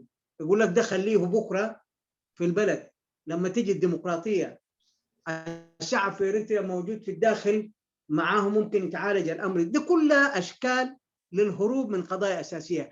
طبعا الشعب سيعالج هذه المسألة وسيناقشها، لأنه بدون مناقشتها وبدون تثبيتها وبدون الاتفاق عليها لا يمكن أن ينجح مشروع فكرة الدولة الوطنية اللي قدام، لأنه مختلفين بشكل مبدئي يعني. فأرضية للعيش المشترك تكون مش موجودة.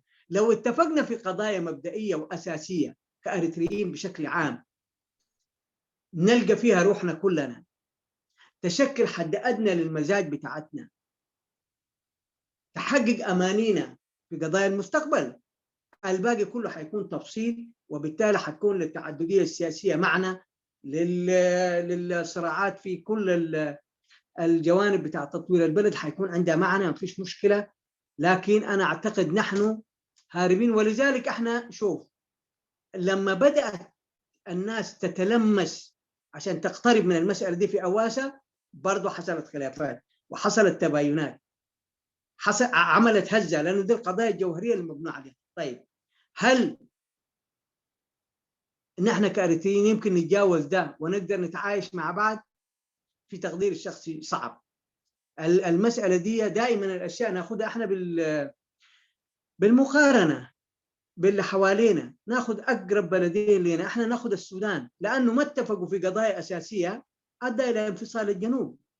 القضايا الاساسيه الجنوبيين والشماليين والغرب وشرق ووسط السودان اذا ما اتفقوا من هم وماذا يريدون وكيف يعيشون مع بعض وما هي ثوابتهم، ممكن تاخذ مساله وقت، لكن لا يمكن العيش في ظل تناقضات رئيسيه ادى الى انفصال الجنوب. الان السودان اذا ما وصلوا لتصور مشترك في القضايا الأساسية، المسائل التي تتعلق بالهوية، المسائل التي تتعلق بطبيعة نظام الحكم اللي يحقق حق الناس في السلطة والثروة، القضايا تتعلق بالأرض، قضايا أساسية، انتمائهم في التيارات الثقافية الموجودة في المنطقة، البعد الأفريقي، البعد العربي، وكيفر غيره، كل بلد عنده ثوابته وعنده منطلقاته. إذا لم تحل هذه المسألة أيضا هذا السودان سيتعرض لانقسام في غربه في غيره، لأنه دي كلها في المنطقة دي. إحنا الإريتريين يجب أن نفهم نحن لسنا دول وطنية في تقديري الشخصي، نحن مشروعات لدول وطنية.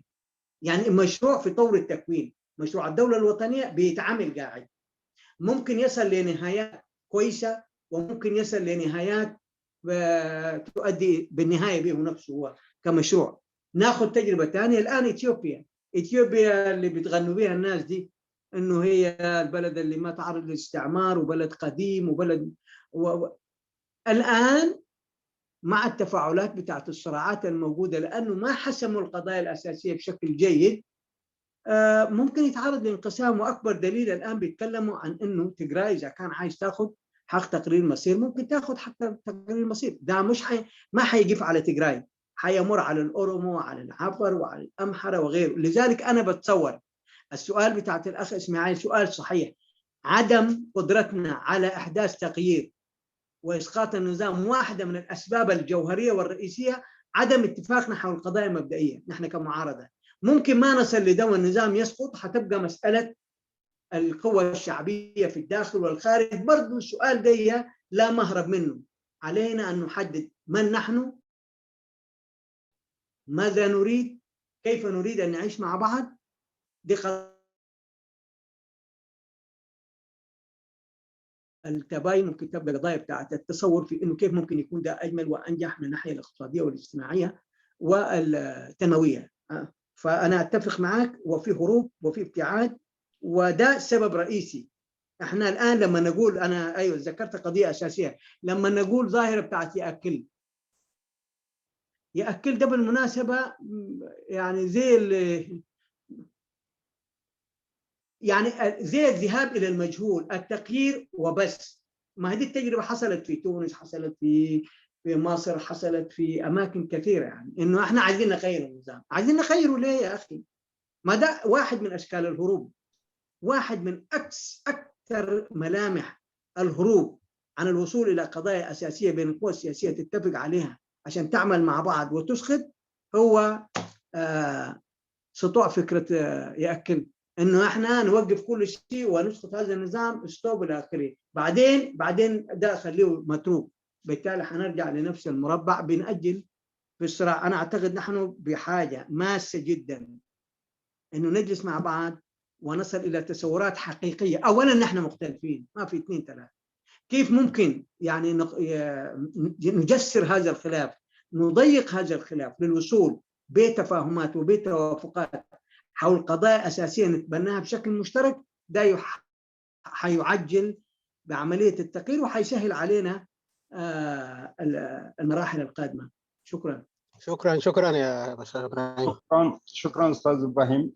لك عب ملسو زبلو دلو كبدتنا قداسنتنا اذا قريب زلو حتى بطعمي عبيو كنفال عليه اللو زقبأنا نقر اللو كنفال عليه اللو زي قبأنا نقرون اللو تتساقبنا نحنا افتي كنفال عليه اللو زي قبأ مسرت او زخونا نقرات كنفال على خلنا زي صعوبة زلو تساقماتي يبل أبتقند مسرتاو قداينا إن نفعل لنا سلازي تمسرتاو قداينا بزلع على درجة كمنا أبنتتي نايل أولاونة هاجر نا إرترا خنتاتا صباح نقول أنت عينة إرترا تكون يا من البعض كنفعل ليلو نحنا نايم حدا درا قداي بستفعل على عينة رئيتوتات بستفعل على يوناي بوليتيكا والدبات ويسلفتات كما اللي انت عينة من محضار كله الناس صباح زبل أو خنفعل عليه بحريا ومخون جن بأنصارون نحنا أفتي مسرت أو زخونا نجارات مخات أنكناتو إذن فلات زي أبحادة ربيزا خوفينا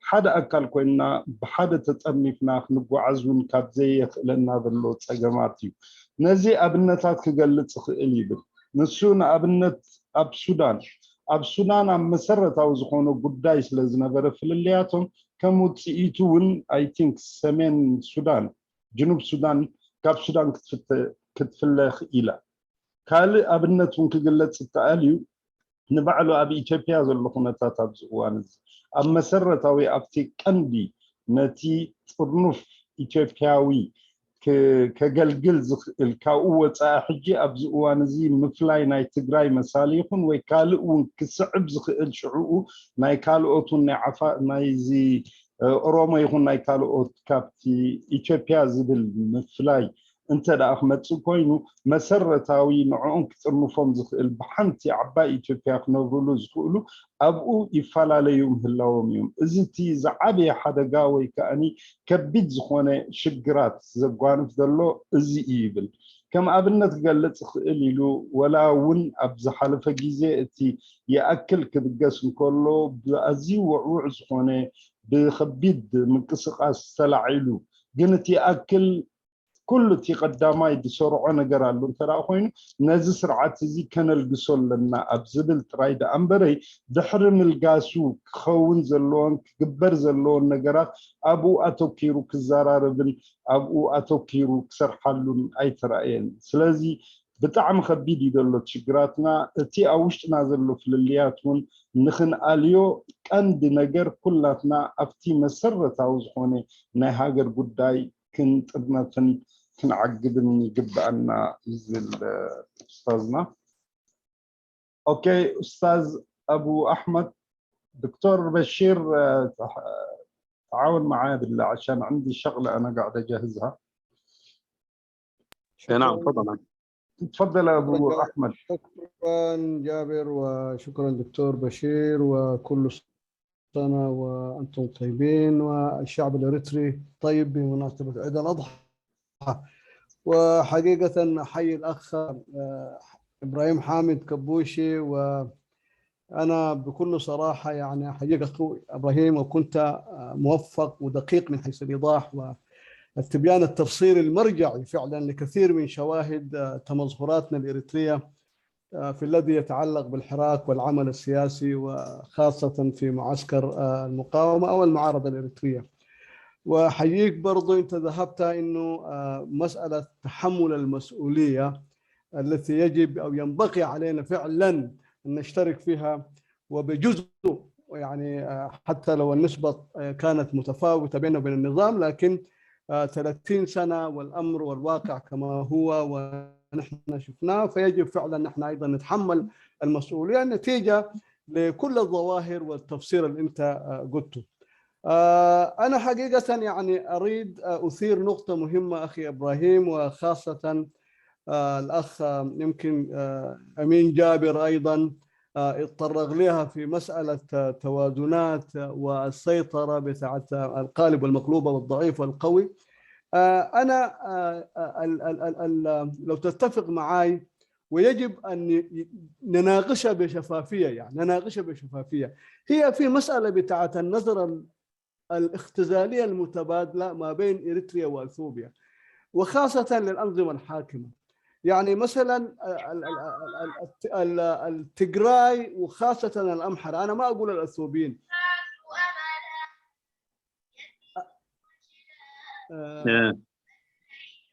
معلش في صوت في قرآن. طيب لو لاحظنا يعني بشفافية مثلا، فنمسك التجراي نظرتهم لإريتريا عادة هي من خلال ما يعتبرون القومية بتاعت التجرينيا، أو يشوفوا إريتريا دي مختلة في التجرينيا. ويمكن كثير من التصريحات بتاعت القيادات أيضا بتبرهن إنه التجرينيا لو ما موجودة أو القومية، يعني القومية التجرينيا لو ما موجودة في إريتريا، بمعنى إنه إريتريا لا تعتبر عندها وجود.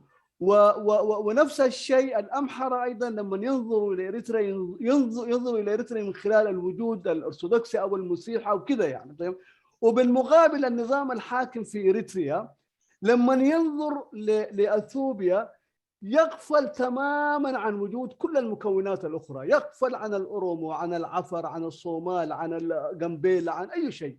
ديما يكون يعني نظرته فقط من خلال الثقب بتاع التجراي أو الأمحرة يعني. فدي عائق كبير جدا.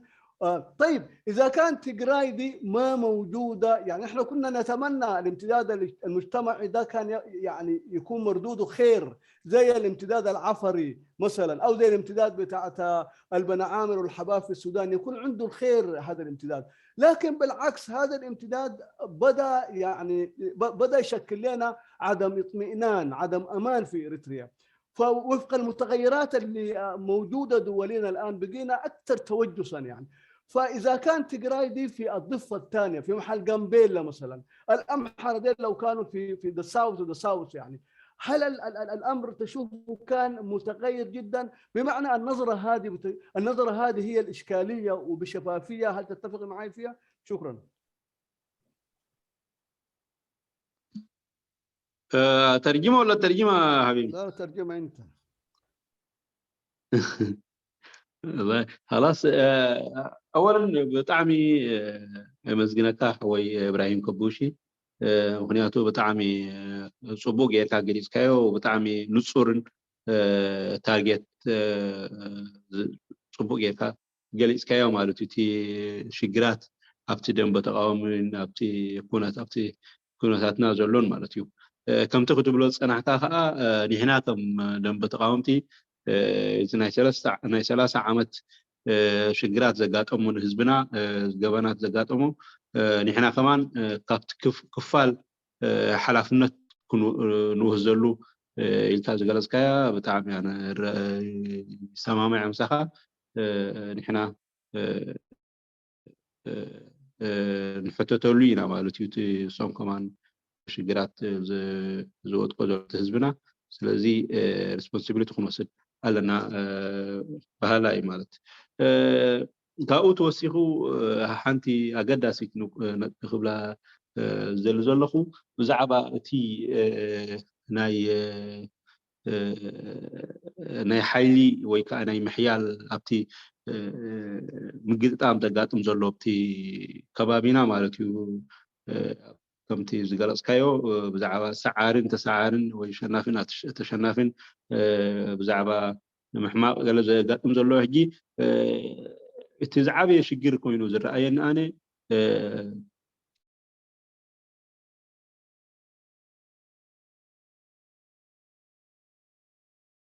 ንኢትዮጵያ ጥራይ ከም ኣምሓሩን ከም ተጋሩን ጥራይ ገይሩ እዩ ዝገልጻ። ነቲ ካልእ ዘሎ ኣብኡ ትኻልኡ ዘሎ ሕብረተሰባት ከም ኦሮሞ ወይ ከዓ እቶም ካልኦት ጋምቤላ፣ ዓፋር ገለ ካልእ ጽቡቕ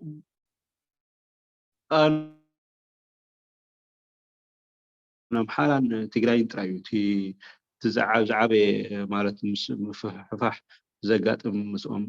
ከምኡ እውን እቶም ናይ ኢትዮጵያውያን ንኤርትራ ከም ብሄረ ትግርኛ ጥራይ ገይሮም እዮም ዝርእይዋ። ነቲ ትግርኛ ጥራይ እዮም ታርጌት ወይ ከዓ እቲ ሽግር ዝፍጠር ዘሎ ባህላዊ ሕጂ እቲ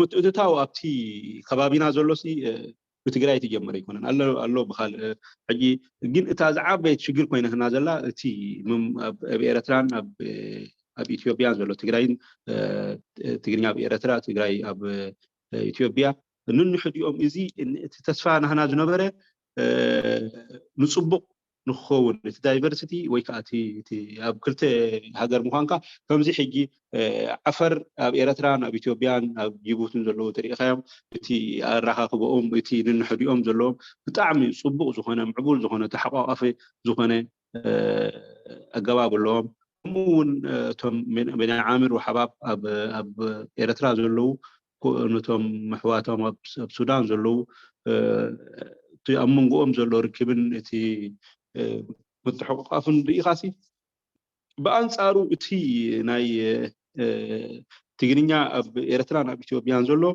السوق أسكاي وخيننا إزيس كمية غير كاتريو بهالاي مولت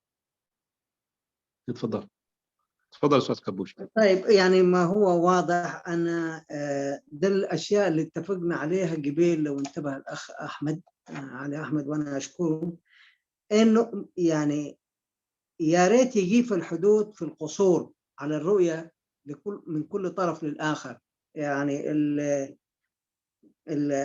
التجراي أو النخب بتاع تجراي بدقة حقيقة النخب السياسية والفكرية بتاع تجراي بتلخص إريتريا في مجتمع التجرينيا ده اللي أنا فهمته وأيضا إخواننا من أبناء يعني قومية التجرينيا في الكبسة بينظروا للطرف الآخر المكون لإثيوبيا من منظور يعني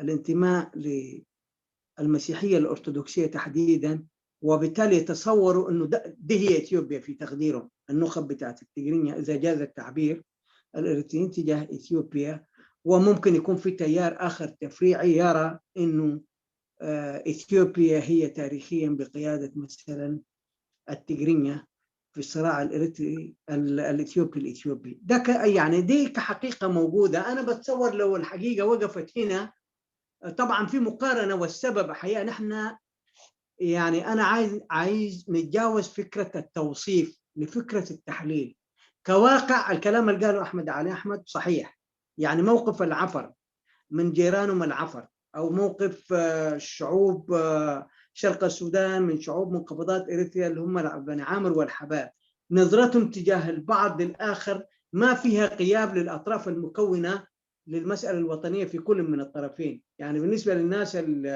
بني عامر والحباب ينظروا إنه المتحدثي التجري في شرق السودان هو جزء من سودان متعدد هناك آخر وبأفهام مختلفة وبالتالي ما في قلق من المركز على أي تقارب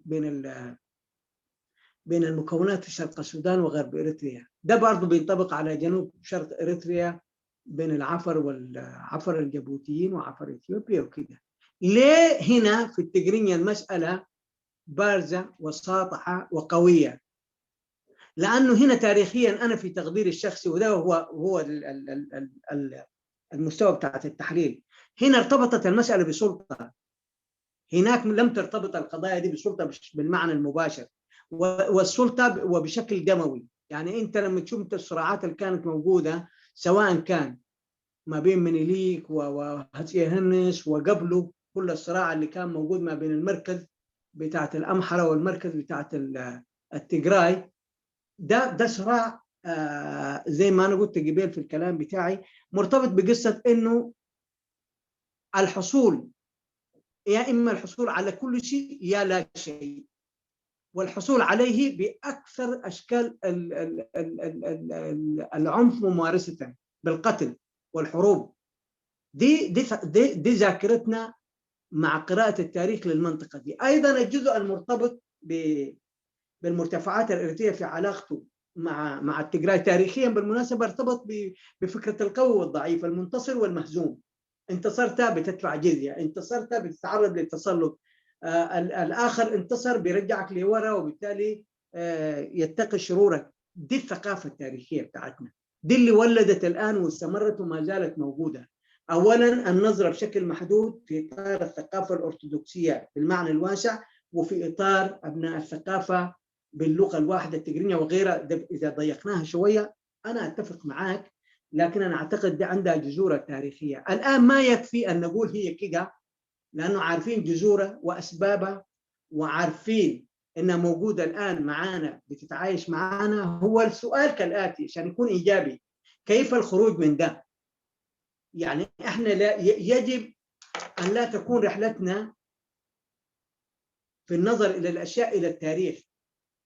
نبدأ من التاريخ نرجع له عشان نحلل طبيعة الظاهرة، نتعامل معها الآن عشان نحاول لمعالجاتها في قضايا المستقبل. فإذا كان الكلام بتاعت يعني أخي صديقي أحمد المقصود منه النظر إلى الدراسة للحالة وتحليلها والبحث عن جذورها وكيفية الخروج منها. شفت دي الجملة الأخيرة دي لو ما دخلناها بيكون يمكن أسئلتنا وحواراتنا كلها تكون زي بالدراسات الأكاديمية والتاريخية. الآن نحن لسنا بصدد معرفة الظاهرة وأسبابها. أنا أعتقد المهم بالنسبة لنا كيفية الوصول إلى تصورات أخرى جديدة تنتمي للعصر دي، يعني نحاول ندخل المتغيرات اللي حصلت على الدنيا على المفهوم ده عشان نتحرك لقدام. شكرا. شكرا جزيلا أستاذ إبراهيم. هو كم تقول صنعتها تشجر أبتو مونغو ناي تجرينيا كلت وجنزلو بفلاي تي مالت تي إيرترا زلو إليت ناي تجرينيا تزارباي نتوم أب إثيوبيا زلو ويكا بهايمانوت أرثوذكس ويكا بتجرينيا تزاربتي بإثيوبيا زلو كا بخومو بغيرو مرأيو زي تخكل لها همان مستي ناي من عامرين ناي مالت ناي السودان زلو ركب ويكا بعفر زلو ركب عند حريقها حاري يكونن نحنا أبزا مدرخ زيا كن سوعلو زلنا أبناي description جزء ويكا بوتا وسينا ناب أنالايز تأتنا يحيش بهلاي مخنياتو حجي نتي describe نحرجنا يتنجر كنا مساسلو نحردلينا لكعيو جين انت نمنتايو كأخو خوينونا نحرينا يو اتي اب مونغو تيغرينيان ويتم أرثوذكس تبل تخيل بعد هسيات جنبرة بس بعد مناليك خالق اتي مخنياتو اتي كنمحجي تقالسي بسلطة بنكسنت ويكاب بكوميت نيرو جين أبتخالق وجنات كومو عينك قالس عين برد بمونغو من عامرين حبابن جلا ويكا توما السودان زلو إثيوبيا السودان إيرترا زلو مالتي ويكا توم عفر بتفلا ليبوتا زلو بهم عينك عين برد جين بتاريخاوي ناي تيغرينيا اب إثيوبيا زلون اب إيرترا زلون ويكا أمحارو عند حريقايو بسلطان سلزونا بره دحراي كاتي وقناتهم ويكاتي صراع ناتهم وي كنتم وي تسعر وي تسعري منغوز وكان فتح ينورون سلازي ذو كل ذي تاريخ ريخا تماريسكا كدر انا غيرين نتنغر كا كمت خنبلو صنحنا بتاريخ زمصي وي كاب قدم زنبري نا كندمدمو ايكونن انا ناتي زريو معناته تي قندي حتو خون زلو الى زغلص انا كمي غيرنا خبز غداي زي وي كاب زخونتات زي وصينا زبلص ناي تعاون وي كا ناي كولابريشن بايتا يفطر كم قلنا خنحتت لنا هنياتو حجي ابتي كم ذا اكاديميك انالايز غير كاوي كا بتشجرات اي رخيبكا ወይ ሽግራት ጥራይ ገሊጽካ ጠጠው ምባል ዘይኮነ ከመይ ጌርካ ካብዚ ሽግራት እዚ ከዓ ክንወፅእ ንኽእል ዝብል ሕቶ ወይ ከዓ መልሲ ስለ ተሰኣኖ ነዚ ሕቶ እዚ ከመይ ጌርና ንወፅእ ካብዚ ሽግር እዚ ናብ ዝበለፀ ዓይነት ኮላቦሬሽን ክንገብሮ ዝብል መልሲ ክነዳእሉ ስለ ዘይከኣልና እዩ ክሳብ ሕጂ ኣብዚ ኩነታት እዚ በፂሕና ኣለና ባህላ እዩ ማለት شكرا جزيلا شكرا دكتور بشير شكرا استاذ ابراهيم في نفس الموضوع هذا بزح حجة زرب تصنح بفلايتي اب دوب زركب بوغن اثيوبيا يكون اتناي تغرينيا بوغن السودان ناي حباب دينا حضار ولا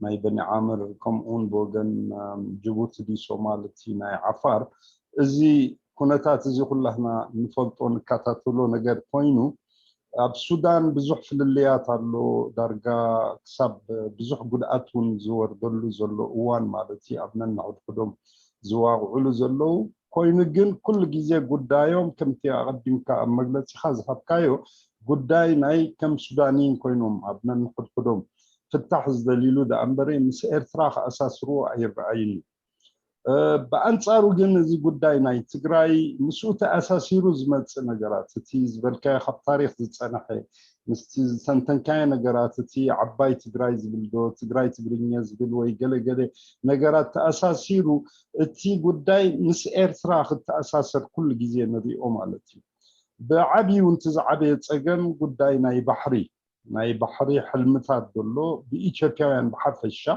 ንሱ ኸኣኒ እንተደኣ ብግቡእ እውን ክርድእዎ ክኢሎምሲ እንተደኣ ምርግጋእ ሰላም ቅሳነት ኣሎ ኣብቲ ከባቢ ኣብ መንጎ ክልተ ሃገራትን ፅቡቅ ዝኾነ ዝምድና ፈጢርካ ናይ ኣጠቃቅማ ናይ ባሕሪ ንረብሓ ናይ ክልቲኡ ሃገራት ክውዕለሉ ዝኽእል ኩሉ ክኸስበሉ ዝኽእል መንገድታት እንከሎ ኩሉ ግዜ ብጎነፅን ብሓይልን ብኣሸጋሪ ዝኾነ ኣገባብን ክፍታሕ ክፈትሕዎ ምፍታኖም ኩሉ ግዜ ትዝዓበየ ሽግር ይፈጥረልና ኣሎ ማለት እዩ እዚ ብዘየገድስ ንኣብነት እቲ ኢትዮጵያውያን ዘለዎም ሕልምታት ተዓብይ ፀገም ኮይንና ዘሎ ኤርትራውያን ኣብዚ እዋን እዚ ስኻፍቲ መጀመርያ ዝገለፅካዮ ብሰብኣውነት ደረጃ ክንሪኦም ከለና ኣብ ልዕሊ ህዝቢ ትግራይ ዝወረደ በደላት ንኩላህና ከም ደቂ ሰባት ስማዓና ወላ ኣብ ዝኾነ ይኹን ቦታ ኣብ ዓለም እንተደኣ ወሪዱ እቲ በደላት እቲ እውን ኣብ ጎኒ እቲ ውፁዕ ህዝቢ ጠጠው ክንብል ምዃንና ኣስሚርካሉ ነርካ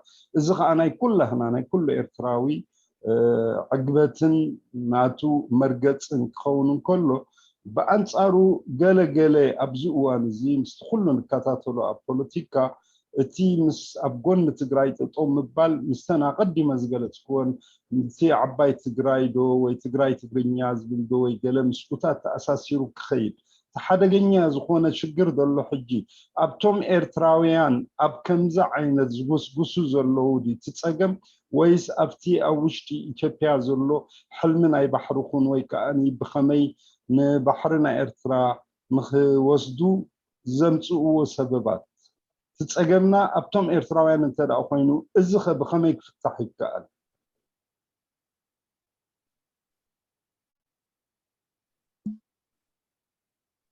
طيب أنا حقيقة فهمت السؤال إذا كان عايز تترجمه أخي دكتور لا هو ممكن تترجمه أنت لا أنا يا بالعربي تترجمه وترد عليه أيوة هو ممكن يترجمه كمان أوكي تفضل نعم أنا حاحاول أترجمه بشكل مختصر إنه أيوة نعم. الآن يعني في الكلام اللي ذكر في تصور بتاع تيغراي باتجاه إريتريا يتجاوز يعني الحدود وكونها دولة مستقلة وبالتالي يكون عنده دعوة بتاعت وحدة بتاع تيغراي تيغرينيا وبالتالي يحدث خلل في للمسألة الوطنية وإذا كان في قوة سياسية إريترية تدعو إلى أي درجة ممكن تشكل خطر يعني علينا كإريتريين بشكل عام وكيف ممكن ينظر لهذا الأمر ده الجزء الأول وهناك أيضا في دعوات سواء كان من تيغراي أو من غيرها من المكونات الإثيوبية بتنظر إنه الموضوع بتاع البحر ولا بد من الوصول إليه ويكون لهم منفذ في داخل البحر الأحمر كيف ممكن تشوف ده هل مصدره هو اثيوبيا الضغط دي ولا مصدره هو اريتريا؟ المساله تشوفها بشكل عام كيف؟ انا ده فهمت السؤال، اذا كان في مزيد من التوضيح ممكن هو يوضح قبل ما اجيب انا. لا فعلا هو الموضوع نفسه، لكن كإيثيوبيين انهم يحلموا مثلا بالبحر وعايزين باي طريقه، مثلا اذا كان تجراي يبغوا ياخذوا جزء من اريتريا حتى يكونوا عباية تجراي، او الايثيوبيين من الامحره وغيره على اساس ترجع لهم اريتريا كلها، او كيف ممكن يستخدموا البحر. كل هذه الاشياء اوكي، الاشكاليات دي، ومع ان الحلول بسيطه ومفروض كان يفهموا، يعني إذا في استقرار في المنطقة، إذا في علاقة طيبة ما بين دولتين، فبإمكان الاثنين يتسووا اتفاقيات لاستخدام البحر من طرف إثيوبيا والاثنين يكونوا ربحانين. لكن هذا اللي ما قدروا يوصلوه. هم كل اللي يحتاجوه دائما أو يمشوا فيه كيف ممكن يعالجوا المشكلة بقوة وبالعنف. طيب. هذه هي. طيب أنا حقيقة يعني قبل قلت إنه أولا الكلام ده موجود، خلينا ننطلق من بعض المسلمات والقضايا. هناك اتجاه في تجراي بيرى يعني لازم نفهم ده، لأنه ده معلن ومكشوف ومعروف لكل الناس. أي مكابرة على إنه بعض القوى السياسية في تجراي ما تطرحش ده، يبقى ده ماشي في الحقيقة يعني. طيب كيف ممكن نحد من ده على الأقل فيما يتعلق بموضوع تجراي تجرينيا، أو إنه ده مجتمع واحد هو أو إلى آخره؟ أنا أعتقد ده موجود. ده إذا كان الناس فاكرة في، وده تقدير قراءتي الشخصية، إنه الحل في ده هو يحددوه الإريتريين. الإريتريين هم من يعني إذا أنت عندك ثغرة في الجدار بتاعك فطبيعي جدا أي قوة حتتمدد. الحجج تختلف، ممكن نفوذ، ممكن يكون دوافعه ثقافية، تكون دوافعه اقتصادية، تكون دوافعه أمنية. أنا أعتقد الحائل الوحيد لده هو وحدة الإريتريين باتجاه التفاهم حول القضايا الأساسية. ده الوحيد اللي ممكن يجنبنا مخاطر فيما يتعلق النزاعات بتاع تجراي تجرينيا وغيرها اللي موجودة.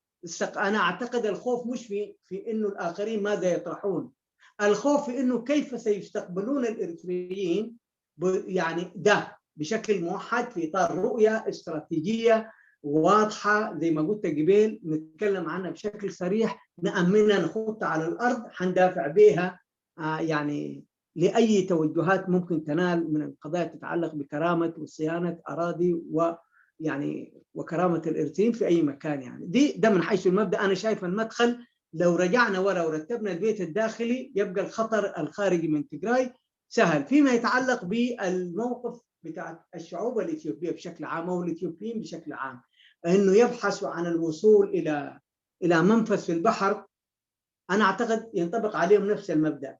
يعني ما هو إثيوبيا الآن ما بطريقة أو بأخرى عندنا تجربة في التاريخ، احتلت البلد ببحره وبشعبه وبأرضه وكده يعني، لكن لأنه الرؤية بتاعت الإريتريين تجاه المواجهة كانت سهلة وواضحة، إبعاد الاحتلال من كل الأراضي الإريترية، كل الإريتريين لخصوا الشعار في حاجة واحدة: طرد الاستعمار من إريتريا. لذلك كان في وحدة داخلية، وكان ما في صوت يعلو على هذا الصوت اللي يتعلق بهذه الرؤية الواحدة، واستخدام كل الوسائل الممكنة من الكلمة لللوبي للعلاقات العامة لحصاره إقليميا ودوليا، وصولا إلى أعلى درجة محاربته بالبندقية. لذلك انتصرنا. أنا كمان أعتقد الآن دائما الناس في الحوارات يعني، وده شيء مؤسف ومؤلم، هو بدل ما يتكلموا يعني يتكلموا من الداخل للخارج، بيتكلموا من الخارج للداخل.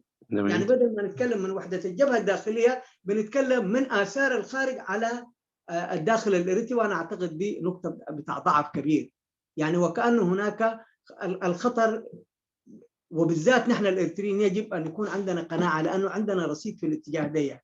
نحن طلعنا الإثيوبيين بكل علاقاتهم الإقليمية والدولية وقدرتهم العسكرية ومساحتهم الجغرافية وتعداد سكانهم الكبير، ده كله ده لأنه كان في وحدة داخلية إريتريا. لذلك الآن نحن عندنا تجربة سابق تجربة كيف ممكن ندافع عن حقنا، لكن من حيث الطرح الموجود موجود. جزئية صغيرة عايز أتكلم في المسألة دي، واللي هي تجربة دول غرب أفريقيا، الدول وتحديدا يمكن الفرنكفونية، إنه بيستخدموا 9 دول ولا 8 دول ميناء واحد. أنا أعتقد يا إما في بنين يا إما في توغو، بشكل سلس جدا وبشكل مريح، وعلى مدى عشرات السنين لم نسمع أن هناك مشكلة تتعلق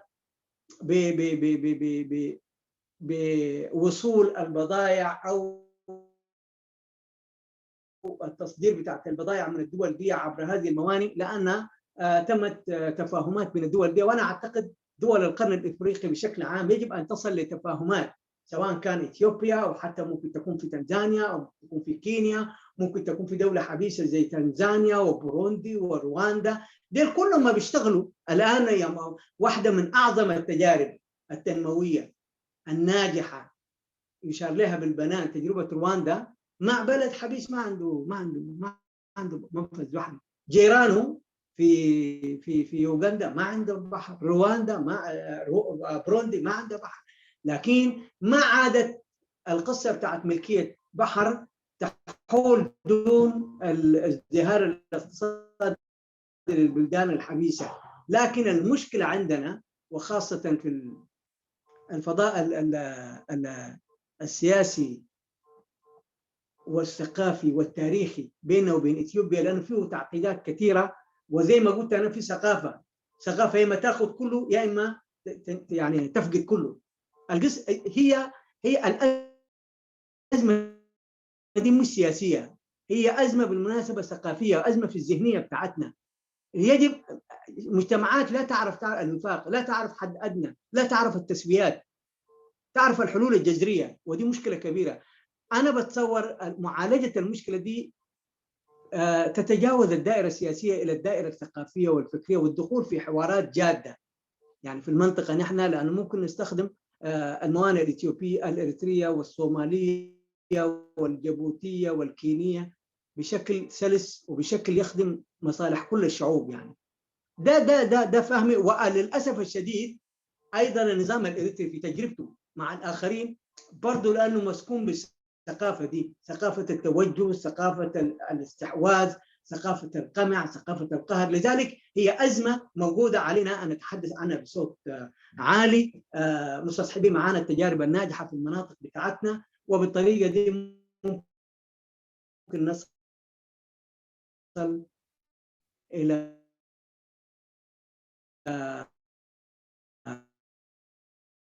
إنه والله أي اتفاق سياسي لا يمحو عقلية. في فرق بين العقلية وبين إنك أنت تعمل اتفاق سياسي، لأنه الاتفاق السياسي إذا حصل فيه أي اختلال بتتقلب عليه الذهنية. إحنا عندنا مشكلة ذهنية في المنطقة بتاعتنا. شكرا.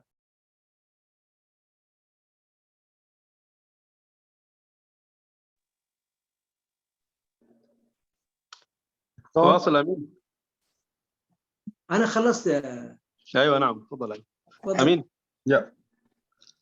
لكعتي غند تجمع بزيادة في بوليتيكاوي قداي زي كونسني أبتي ثقافة ويكانتي أب تردو أنا حي أب بحلاوي زخوني تردو أب خباب أنا حي دسقبو تجمعتي يقول كم يكون قاصرون اللي نحن نزارب تداخلنا بتعني أقدس نجر أبتي مجمر يا مجلسي ونهيبوز نبره أبتي مسرتاوي زخوني هاجراو قداينا أبو حادي الرأية فنفتر بحد خنطرنا كنبك عنا نحنا تي دحرتي 3 عامات قال سأكايدنا تي قدمي إيو بوليتيكاو قال ستاتهم كله تقايدو أما جرشا نا إيثيوبياويان كبعدنا أو تينا نهاجرنا نزع خنقبرا زبك عنا أبتوانتي حد تردون حدنت ناي رأيان حسابن بفلاي أبسي كندي هاجراو قدايات حدنت سلز نظرناي أبزوان زي حدنت زي بقيرو مهلاو قال كمتي أقدموا زقالو تصون نتهم ببهلاوي عيني يكون ويكا بلمدي أبتخبابي متأسسارات زلون عو أبقمت بمئتاو أب إرتراويان ناير رأيات لليات تساقمات فترنا كيلو اللو مالك بوجنتنا أي بحر نزارب نتداخلنا لك عزي أنا كم أبنتهم كجلت ليلو أب زخونة أب أفريقيا جل شمون تشعت هاجر زخونة نحنت هاجر بحرية كما كلها تنك أب سلامة وأجبا بزي زخونة يخونة بزي زخونة شجر بسلام كنبراون بقيعن بحادي نتي بحر كما بيركبا كم زعينتون ولا ونأفتي خدنا أفريقيا بخمسة عينت بمر بسلام بكل شنقاته كتقملو زخيل كل تهاجرات حدا من قد خجبرون كأن كوينو جن اتزعبي تسجم اتي أقدمنا نزارب اللو زلنا اتي بهلاوي دز ولا سكو اتي ناي كميجر كاتراين السخاء بتسنحي حمامات جنا ون زي حوي زلو بحيلنا خمين قاصرو كمين حزو كمين تعطوت تسمع الجبرو زبل تسجمات زي نبعلو ناي بوليتيكا شجرات زي كونه ناي تحساسبان ناي بهلاوي عنقوتا وشتي حزو دمت نجراتي إذا فتح ركوبه شيء قندز يجيب. أوكي أستاذ برهان رده.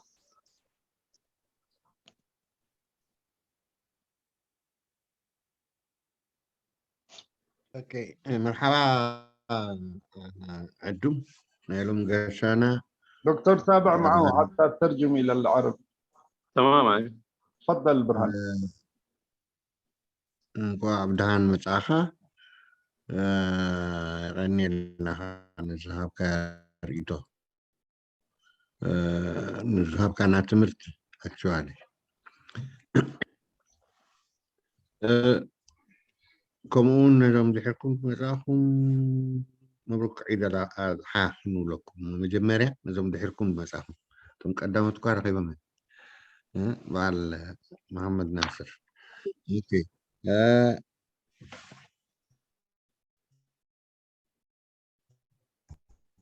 أبو نعم جانا هذه أجازان للو سرعة إرتا هذا مافياوي أسرار حقيقي كان يا رايت أنا ما زخون أسرار حقيقي سرح لذي كما فيها أجواكم مخانمة كما يجينا سرح لهم نخيل أدوغن أتي تنودباتون بزوح كي تسمع معنا 3 عامات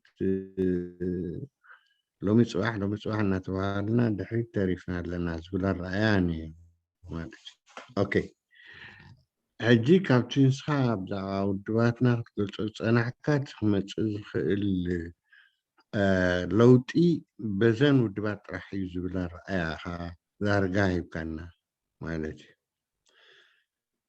هجي نزين تداخت أساسا هنا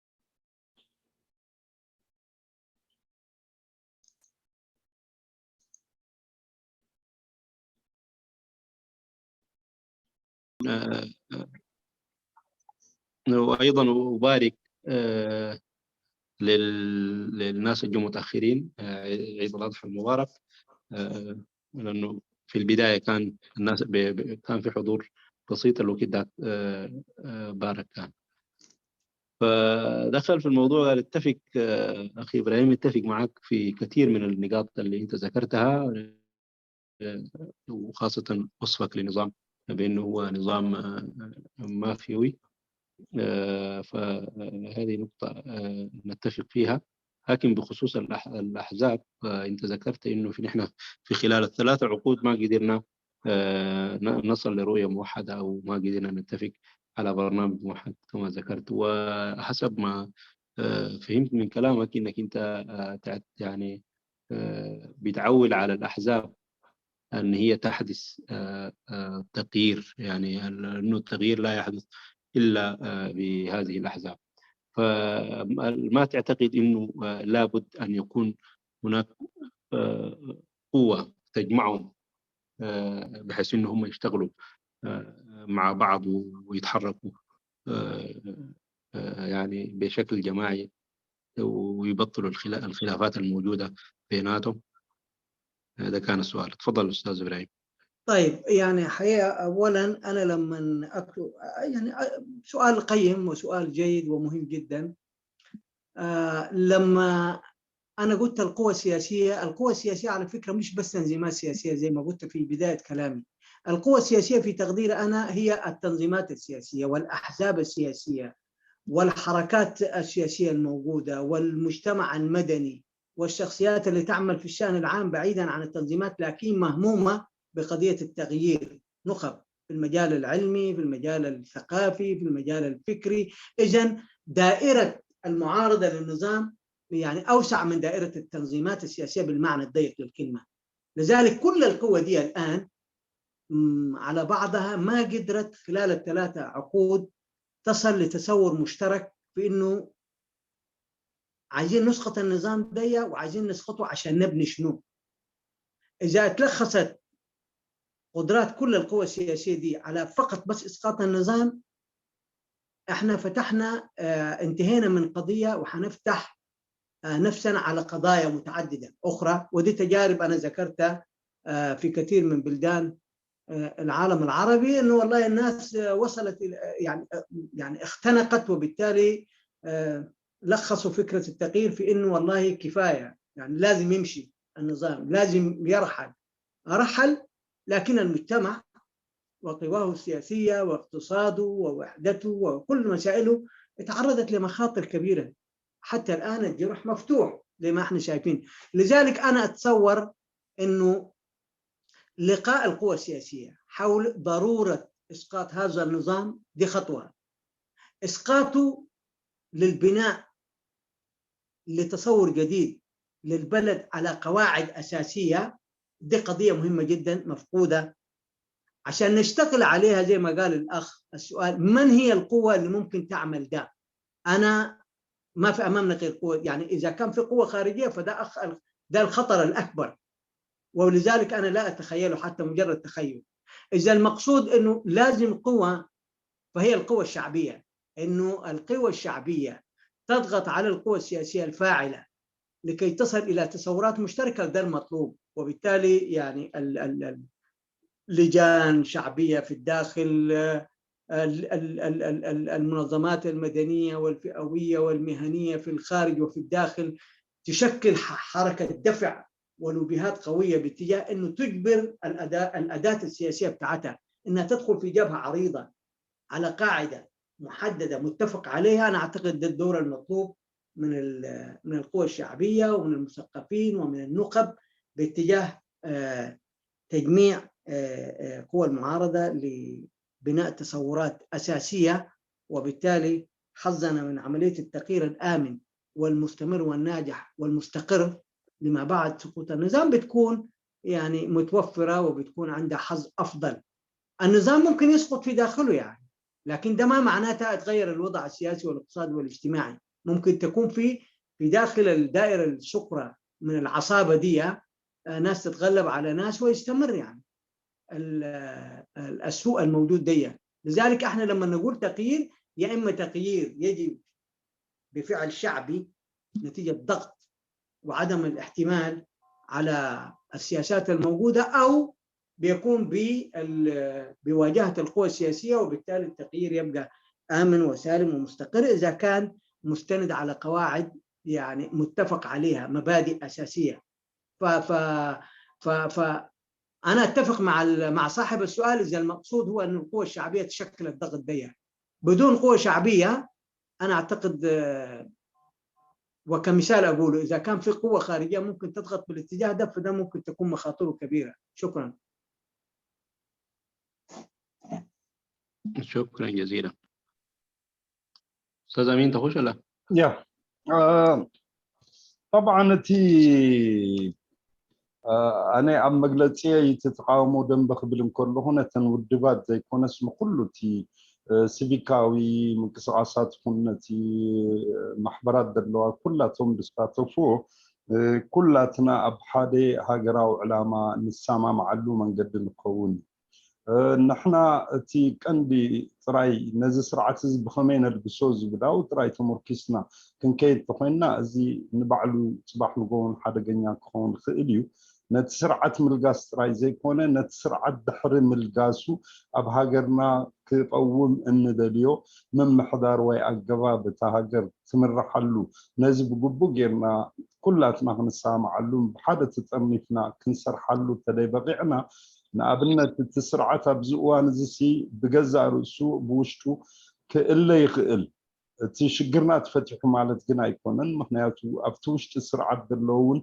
نتي بعدون نت مليئهم إندجنا بزلو خمتي زلو ككايدون تلاقينه تسرعت كالجسالو وين روحنا الجسلنا نقالوا سوزلنا ترجعيتون كله تي ندليو فتحتها بهاجرنا خمت ندليون نمنيون قداي جن كرجاجت أيقونن مالتي سلزي أفتعلا معنا نحنا كله تصبح نقول دحرم القاس نايت سرعات كرجاجت زلوا نجارات نخلو بجبو جيرنا كنقربوا كنسرحلون يجبا تي زخيد قال سدماني أبتم بوليتيكان والدبات رايز التمركز زي كونه كله تسبيقان محضرات خون من قصاصاتنا حزبي زعسلو حيال ترنا فزلو كون يقبا أنا سامع مستي حتى تايزبولو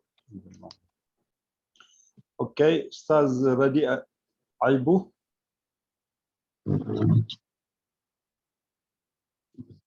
إذا نقصت شيء ممكن تكمل دكتور أنا لأنه أخذت النقاط المهمة بس ايوه نعم هي دي كانت هو عندي قداي استاذ ابراهيم زباله ناي وشتاوي حزباوي انقساس غيرو مقيار ولا تتصوتات خون البحر كوينو ذكب نتي تقاوم حيلتات حزباوي خون له مالتي جين ناي بعداوي وي كان ناي دغه متتتاو أبعابي شجري خلط ونازخين نمبر كأو حليفه زخانة طعامي خون إلى كمان يحسبوني بهالاي مالتي. تفضل أستاذ ردي عيب. هنا بعلنا إرتراويان كن فتح له المنقدي كن فتر لنا زخانة أنا بعداوي مثلا حيل تجددوا قبل كله شيء بعدي كنا أبوش تنازل له ما هذا خلاص كنا نحن يا هو مش كمان قال يسواهم يلو نو سمعي له هنو سخام الحمد لله جن الحمد لله هنو هراج ألودي شكرا أستاذ ردي هلو سلامات عليكم السلام كيف الحال يا شباب؟ الله مرحبا اهلا كل سنه وانتم طيبين. دي فرصه يعني انا حقيقه يعني ما عندي سؤال معين بس حبيت اسلم عليكم واسلم على استاذ كبوشي و يعني الكلام ده اقوله يعني نحن لو طلعنا من دائره المحللين وفعلا يعني بقينا معارضه.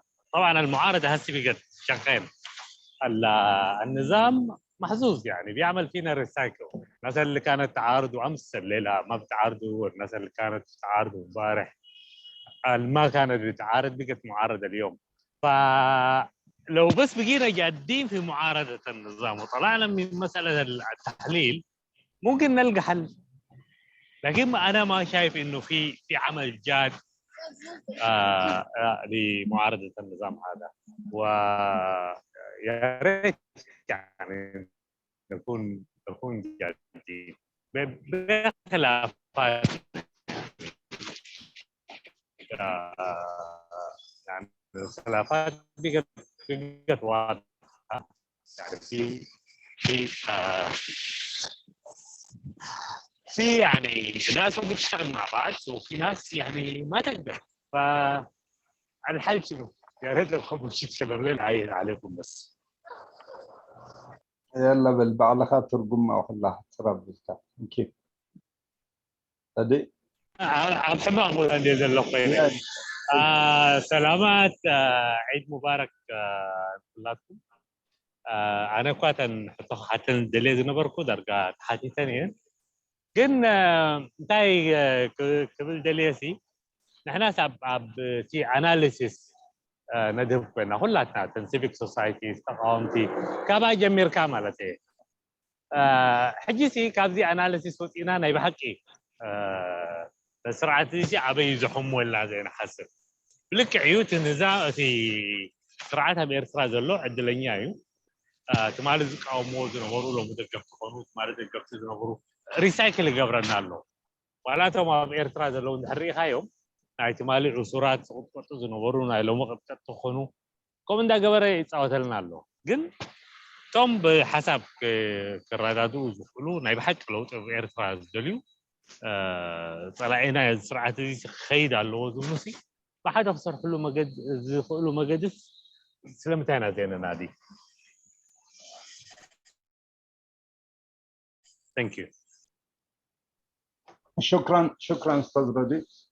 تفضل استاذ كبوشي اذا عندك اي تعليق في الموضوع. لا اولا انا يعني اسلم على صديقي واخي ردي وعلى ملاحظاته. هي ده الواقع. احنا الان خارج، يعني لم نتناول موضوع المعارضه بشكل جدي، يعني لسه نحن في اطار التقييم والتفسير والتحليل والنظر.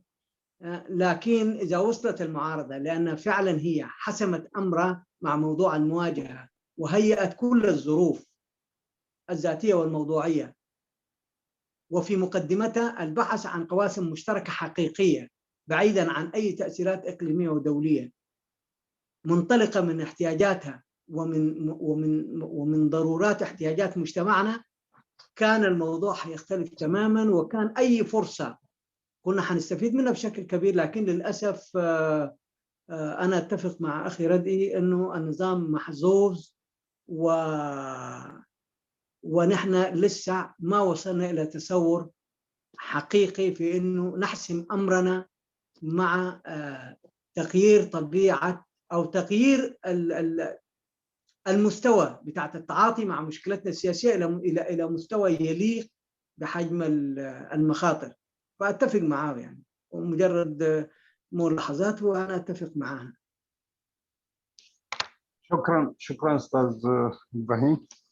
يا انا ابتي قبل تصنح بتاعمي سما معي بالسيد مانيتي حقي تي معنا قاريدو حزنا زلون السيو لك كم تزبل كايونا بحقي عدلني ايتي بهاجرنا بالسرعه نحن ابتنتنا نبزر بنا مدرتات اب زح تنتناتات راي نركب قبراو زخونه كلاتنا بتكبر نتي سرعه كن الجسلو زخ لنا انا حبر صراحه نقبر زي ما قعنا حديتي زعبي تقبنا خوين دلو حساب تجي مسيو زخ قبر مزكال ترايخ اني تي منيون نتبيون زلنا لو تي كان الرجال فعل تذهبوا كومنتي نيرو انا سما مع مستقل زبلو. تفضل استاذ احمد نافع.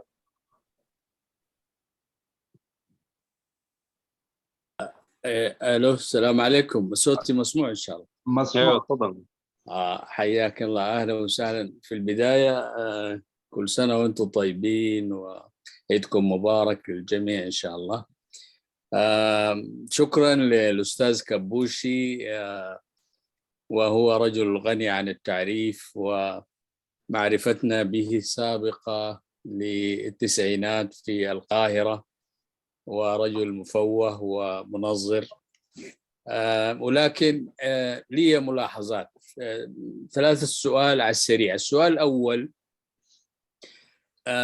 الأستاذ كبوشي أنت أدرى بأن هناك حقيقة علمية، وأنا أرسلت الملف في الشاتين، أن المقاومة هي ليست شعار يعلنه النشطاء ويقولوا نحن مقاومون، لكن هي فلسفة وثقافة تحكم نمط التفكير، وأيضا هي طريقة في الفعل والحركة تعكس الأداء المقاوم، وفي نفس الوقت هو إعداد جاد من أجل الانتصار، وليس مجرد تسجيل الحضور دون أي مكاسب لا هشة ولا صلبة. خبراء الصراع وإدارة الصراع يرون المقاومة بهذا المفهوم، وهناك معايير وضعوها الفرق بين المقاومة والاحتجاج.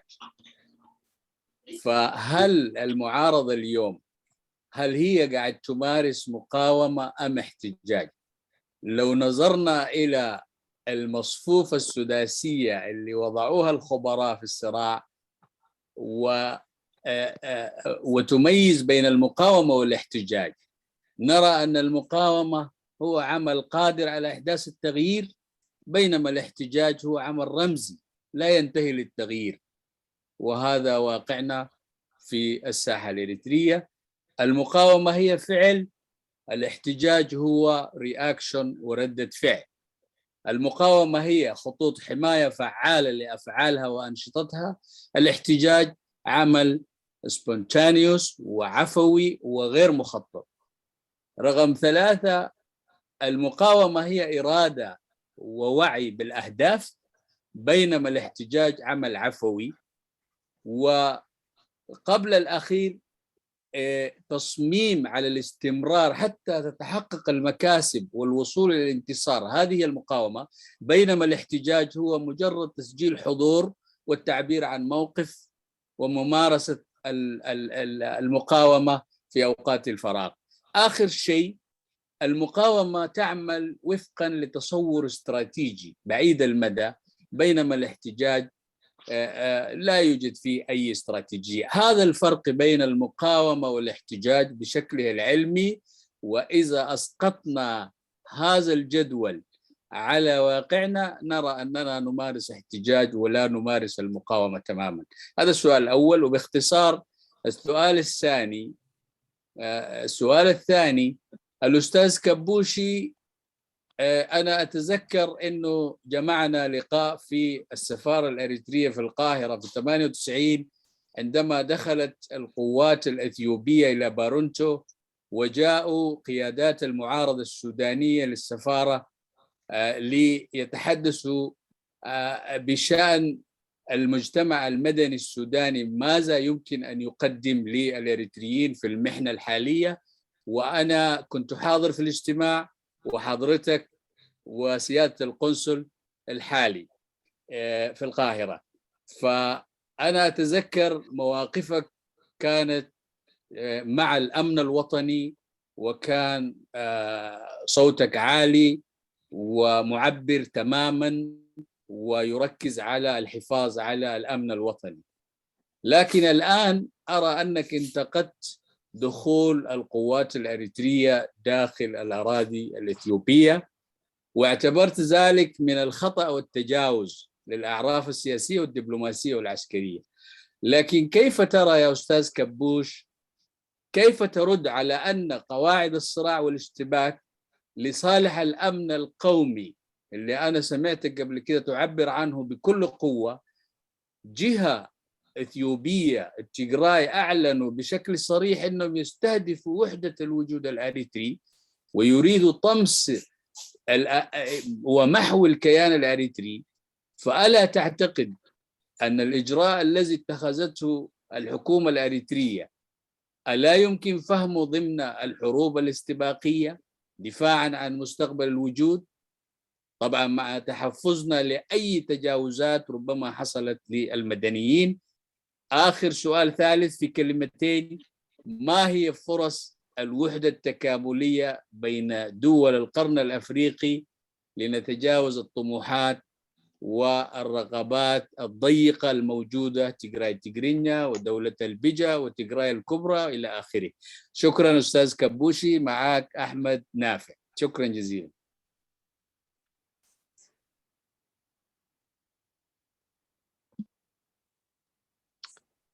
شكرا أستاذ كبوشي. مين موجود؟ أمين؟ نعم.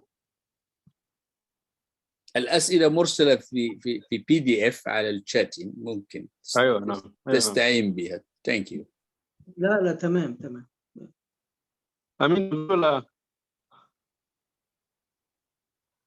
ألو. امين انا مسموع مش؟ خلي الدكتور يواصل كبوش بعدين تردوا مع بعض. نعم ايوه نعم. بس انا ايوه نعم بس الاسئله لان أحمد رصيني شويه، فيا ريت لو تم ترجمتها بنفس الرساله بتجريني. انا ممكن احاول اترجمها بس امين ما موجود مش؟ خلاص انا احاول بقدر الامكان. اولا استاذ كبوشي شكرا بلوم التي اقدم الاسئله قالت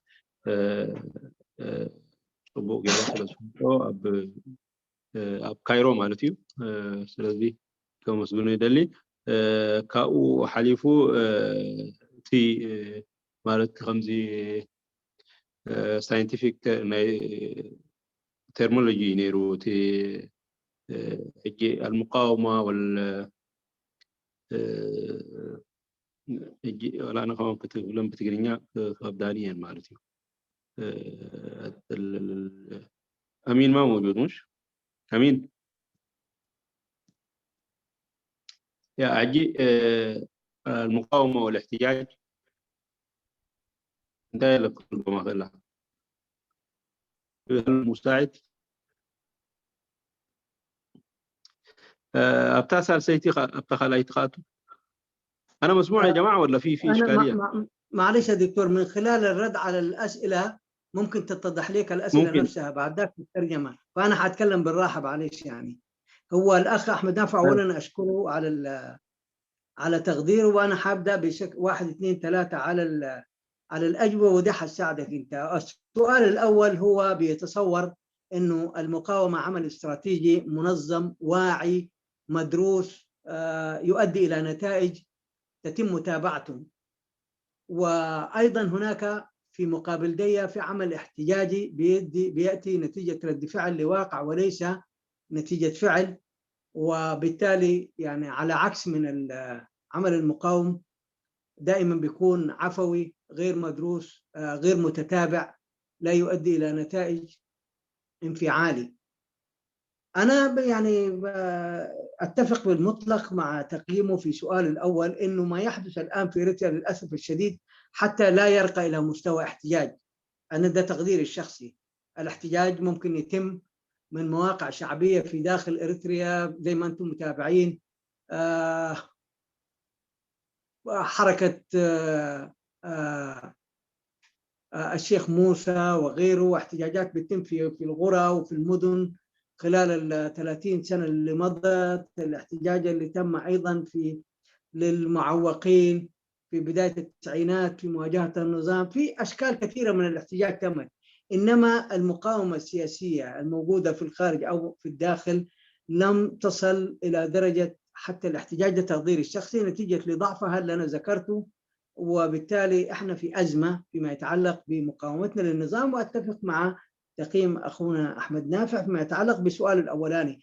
السؤال الثاني، على فكرة أنا مع الأمن الوطني الآن وغدا وبعد غدا وبالأمس فيما يتعلق بجغرافية إريتريا ووحدة شعبها. هذه قضية مفروقة، وأنا لا أتصور أي إريتري يعني معارض كان أو مستقل كان أو مع النظام كان أو خارج دائرة التعاطي مع النشاط السياسي، القضية الوطنية هو أساساً لأنه في قضية وطنية ولأنه في قضية شعب ولأنه في قضية مجتمع ولأنه في قضية أرض الناس قاعدة تتناقش. تصوري حتى الآن أي مساس بالأرض الإريترية من أي من كان، دولة، إقليم، نظام، تحالف وغيره إلى آخره، بتصور إنه الوقوف مع شعبك، الوقوف دفاعاً عن أرضك بطريقتك الخاصة سواء كنت في السلطة أو في المعارضة، أنا ده بعتبره واجب وطني. ولذلك أنا قلت في محاضرتي إنه يعني دخول الجيش الإريتري أو جيش النظام whatever لاسترداد بادمي أو أي مكان في عليه خلاف بالقانون ومبنى على أسس متفق عليها، يعني أنا أتفهمها ما عندي مشكلة معها، بل أراها ضرورية. لكن زي ما ذكر أخونا أحمد، ده في تقديره الشخصي بيتطلب أنه الحروب الاستباقية والتوقل، وبالتالي الدفاع عن أمنك دائما بيتطلب أنك أنت تحارب خارج منطقة حدودك، حتى تؤمن حدودك. يعني وقوفك بس في حدودك قد لا يكون في كثير من الأحيان على الأقل من المنظور الأمني والعسكري في صالح خدمة المصالح الوطنية العليا لأي بلد. ده بيكون عنده معنى لو تم في إطار يعني تصور متكامل لمؤسسات الدولة بأجهزتها المختلفة. بالتالي ده بيخلق التفاف مجتمعي، وبالتالي الناس تدرس مخاطر دي من يعني تدرس سلبياته وتدرس إيجابياته وتدرس مخاطره وتدرس فرصه إلى آخره، وبالتالي بيكون عنده معنى. لأنه في ظل غياب مؤسسات متماسكة في داخل مؤسسات الدولة الوطنية، وبالتالي الخروج تحت أي مفهوم لخارج الحدود بتاعت البلد قضية تحتاج إلى توقف كبير، لأنه الخيط رهيف بين إنك أنت بتعمل ده دفاعا عن مصالحك، ولا تعمل ده لأنه عمليا أنت دخلت في أراضي الغير. يعني في ظل التعقيدات التاريخية بيننا وبين إثيوبيا، سواء كان تيغراي أو إثيوبيا بشكل عام، بتزداد الحساسية دي. لذلك النظر إليها بشكل يعني حساس وبشكل دقيق، ولا يدخلنا، لأنه مرات أنت بتعمل شيء إيجابي من زاوية محددة، لكن بتكون مخاطره من زاوية ثانية أكبر عليك. لذلك أنا أعتقد في الجزئية دي المسألة تحتاج لحساب. ما يقوله أحمد أخونا أحمد في أنه الحروب الاستباقية قد تأتي في إطار الدفاع عن الأمن الوطني، دي وجهة نظر. وأيضا دي المسألة دي مش على الإطلاق في كل موقع أو في كل موقع حدودي. المسألة عندها ظروفها الخاصة، عندها يعني تعقيداتها الخاصة، فيها بعد تاريخي، فيها بعد ثقافي، فيها بعد إثني، فيها بعد دولي، فيها بعد إقليمي. فدراسة الموقف من منظور مؤسسي كان ممكن يعني تخلي وجهة النظر اللي بيطرحها أخونا أحمد تبقى واحدة من الأشياء المطروحة، لكن في ظل المعطيات الموجودة دي بتدي رسائل خاطئة بتؤثر بطريقة أو بأخرى حتى على مفهوم الأمن الوطني اللي احنا بنتكلم عليه. بمعنى ممكن تخلي الفكرة مفتوحة إنه والله أنتم إذا كان عندكم قوة خذوا ما تريدون، ونحن عندما تؤمن لنا القوة يكون عندنا الفرصة لكي نأخذ ما نريد حتى نطلع من الدوامة دي. أنا أعتقد التفكير يحتاج إلى التفكير في موضوع الدفاع الاستباقي خارج الحدود. وعلى كل حال هي وجهة نظر، أنا ده رأيي فيها الآن. يعني الجزء الأخير أنا أعتقد اللي هو السؤال الثالث، الفرص بتاعت الوحدة التكاملية بين دول القرن الأفريقي. كوجهة نظر شخصية أنا أعتقد ده أكبر مخرج لدولنا، لأنه في تشابه فيما بينها، في نمط الإنتاج بتاعتها، في تطورها، في مشكلاتها، في تداخلاتها. ولذلك التكامل في الاستفادة من المنافذ البحرية، في الاستفادة من الأسواق المتداخلة عند بعضنا، الاستفادة من كل حتى في فرصنا للتفاوض مع الآخر للتنمية على المستوى الإقليمي، أيضا دفاعا عن أمننا من كل المخاطر بتاعت الحروب الإقليمية والدولية علينا.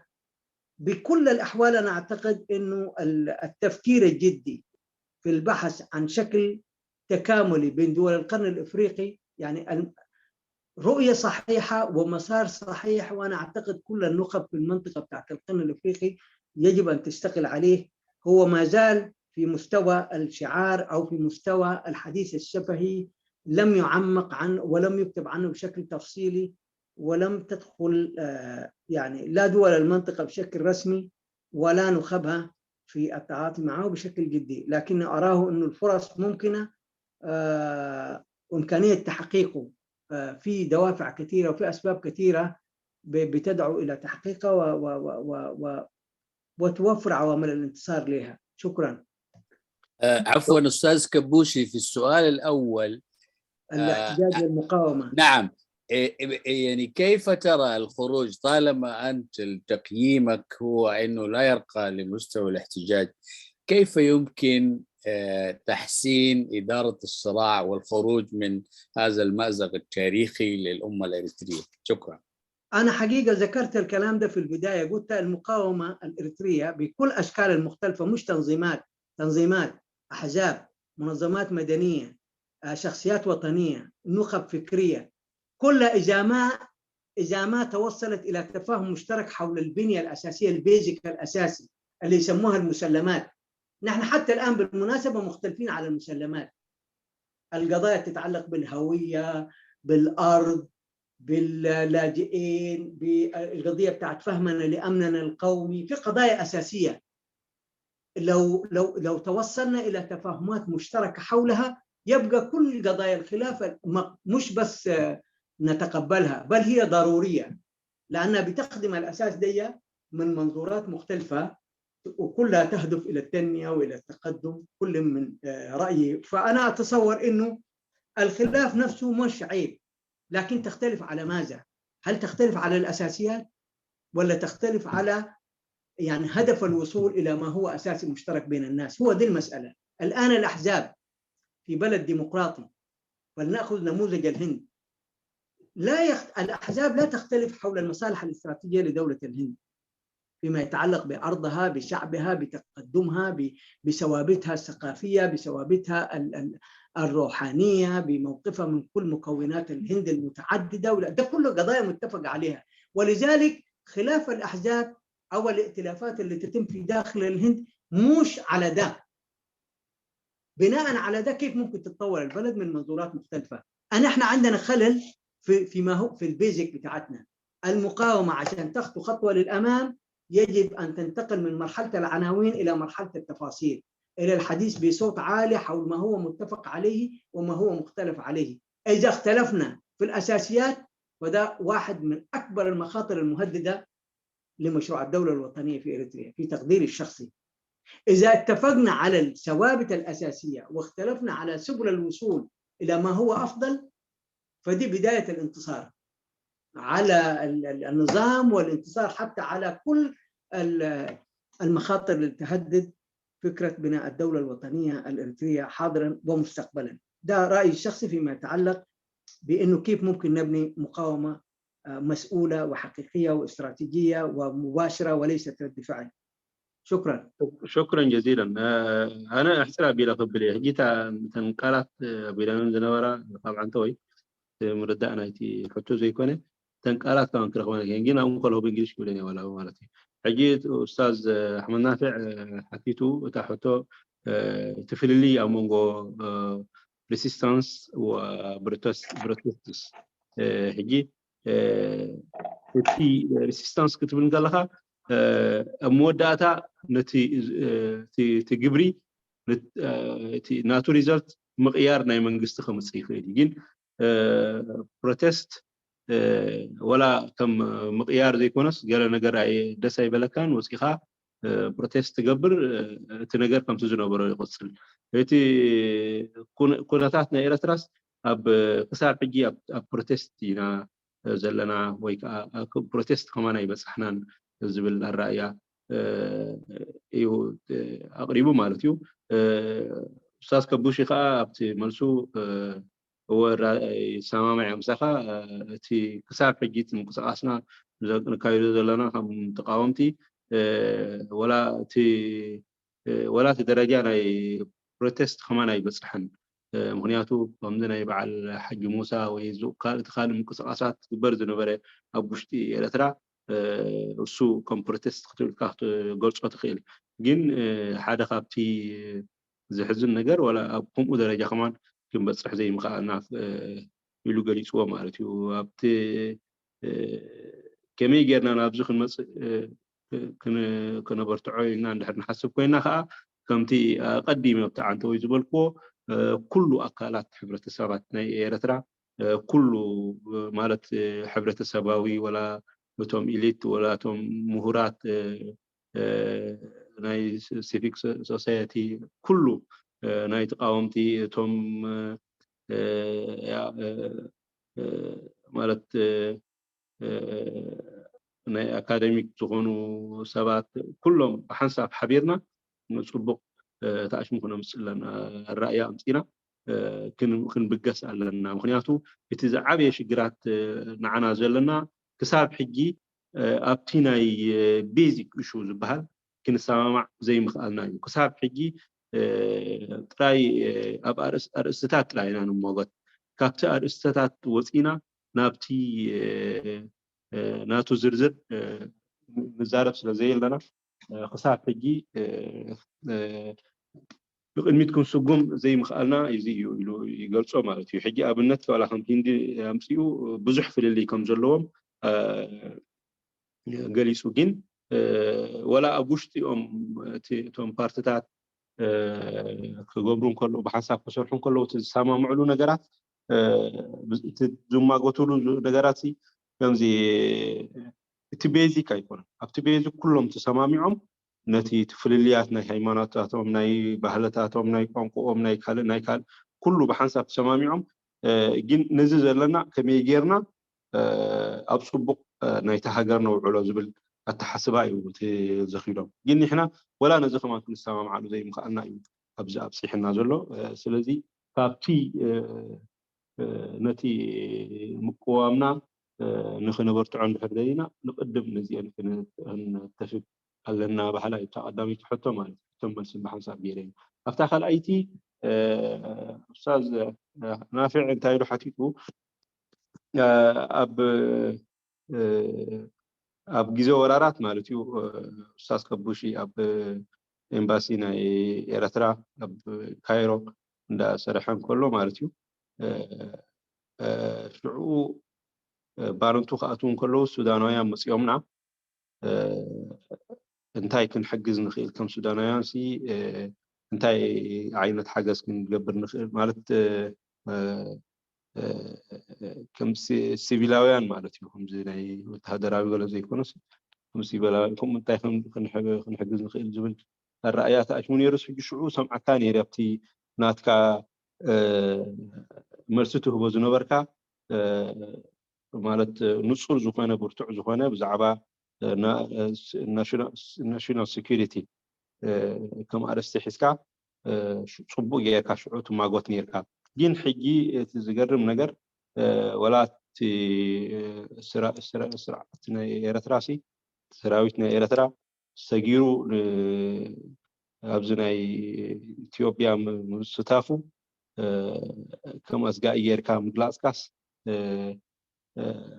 انتايو ويكا كم همزي primitive wars غير كاي تقصرون له همزي أقدمهم سنتي national security نخلو كندي أبدوب كات طويل كات صبيو كل جزء نخدمت كيت كان لحسن هيك زبل التحساس باجيرهم سبهم وسيلهم أي مثل كان مخنياته التي زبهال زنبر النصر خصاب هلاونتني إيرترا زي أمن مالت أسجاء زخونة قالت زعبات هلاونتني إيرترا يبلو سل زنبرو تهديد سل زخونة نبعلو أقدم كا primitive war مبار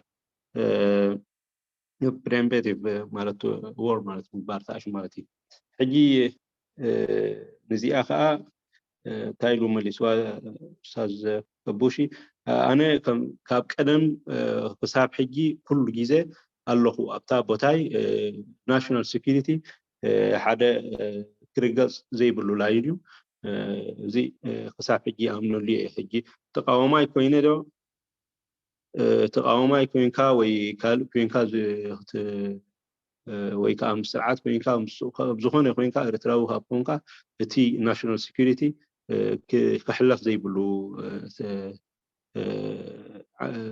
حنصاص سلوزخونه أنا أبو نصري ومرقصي جين تأنا قبول يكون زولو زلخو تولات national security فحدو أكل توسنة يحجاوي يكونن حجيت حجاو خونن كله برلمان يوشتاوي هاجر تيك منستري كا تيك مالت كابينت نايتي منستري نسو يوسنو توم مالت تي ناي حجز بحال ابتعد زلو السم وسودو دحراي حزباوي تهزبي نتخلو نجر يامنلو شعو خيتكا أبو جيدها خطأتو كم يجرك تبلو توسنجين زي إيرترا زجات أمي ويا أبي إثيوبيا زجات أمي سراوت إيرترا خاتون كله بحدا الرأي بحدا سب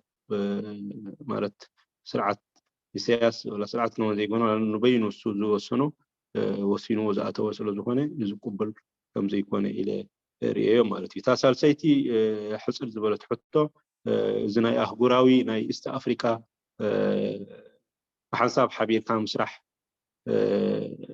كم يمسلكها له حاتيتو زيا ساياتا عندي كتوصلنا تخيل خطقمنا تخيل كابزي ناي المحج ناي كمالت كابزي زلنايو نن حديقه مباس وين حديقه الحدد مكان مفتا زفتون زلو كاو كتوصلنا تخيل ساياتا ناي بحساب كوين كان مسرح جين كساب عجي زخونه كم زربا قسيل كازار زرب منبر ولا تنتنتي صبو غيرهم بزعبو يصحفون ولا العلاوي اكلات كا بزعبو مالت عمق زخونه ديسكاس ايتو غبرون تراي اون كل زحل ويكا اون كل تراي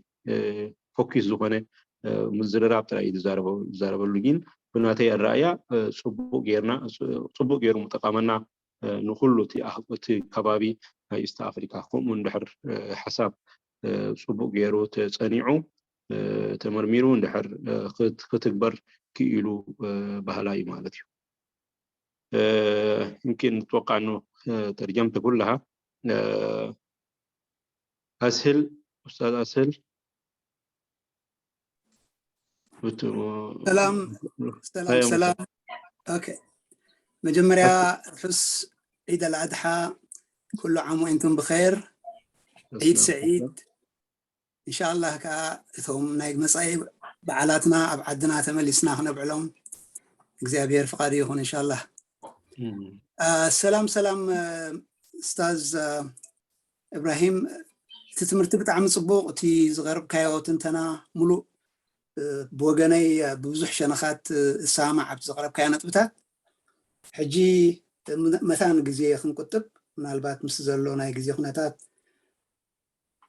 እቲ ኣብቲ ናይ ደንበ ተቃውሞ ወይ ድማ ናይ ቃልሲ ደንበ ፍትሒ ዘሎ ፀገም ዘይምስምማዕ ኣሎ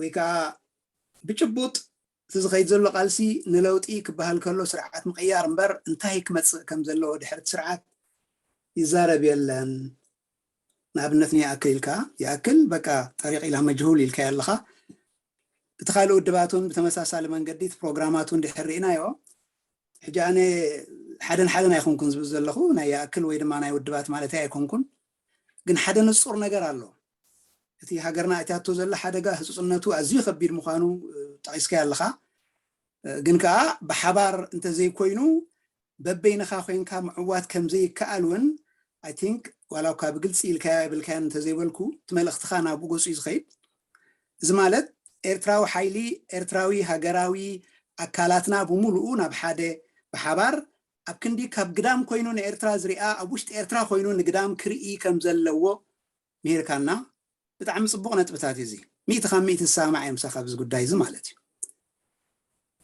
እቲ ደንበ ፍትሒ ውድባትና ፖሊስ ፓርቲታት ወይ ድማ ሰልፍታትና ምንቅስቃሳትና ሲቪክ ማሕበራትና ኣብ ራእይን ኣብ ተልእኾን ናይዚ መድረኽ እዚ ነዚ ደረጃ እዚ ርኡይ ዝኾነ ፍልሊ የብለንን ዝብል ግምት ኣለኒ ምክንያቱ ኣብ ዓበይቲ መድረኻት ናይ ኩለንተን ፖለቲካዊ ውድባትን ከምኡን ሲቪክ ማሕበራትን ተሳቲፈ ብዕላማ ደረጃ ብራእይ ደረጃ ብተልእኾ ደረጃ ፍልሊ የለን ሕጂ ኢንክሉዲንግ ሃገራዊ ባይቶን ዲሞክራሲያዊ ለውጢ ኩለንተን ካልኦት ውድባት ወይ ዘለዋ ግንባራት ከምኡን ሲቪክ ማሕበራት ብሓባር ዝበፅሖ ነጥቢ እዩ ማለት እዩ ኣብቲ ብኸመይ ንሰርሕ بخمي نتجبره انت ايت استراتيجي ناي سرح مخا حدا طمور دولدول قلصم ناي لوطي مفتار استفلالي الرأي الله مالتي صلال سفيح صلال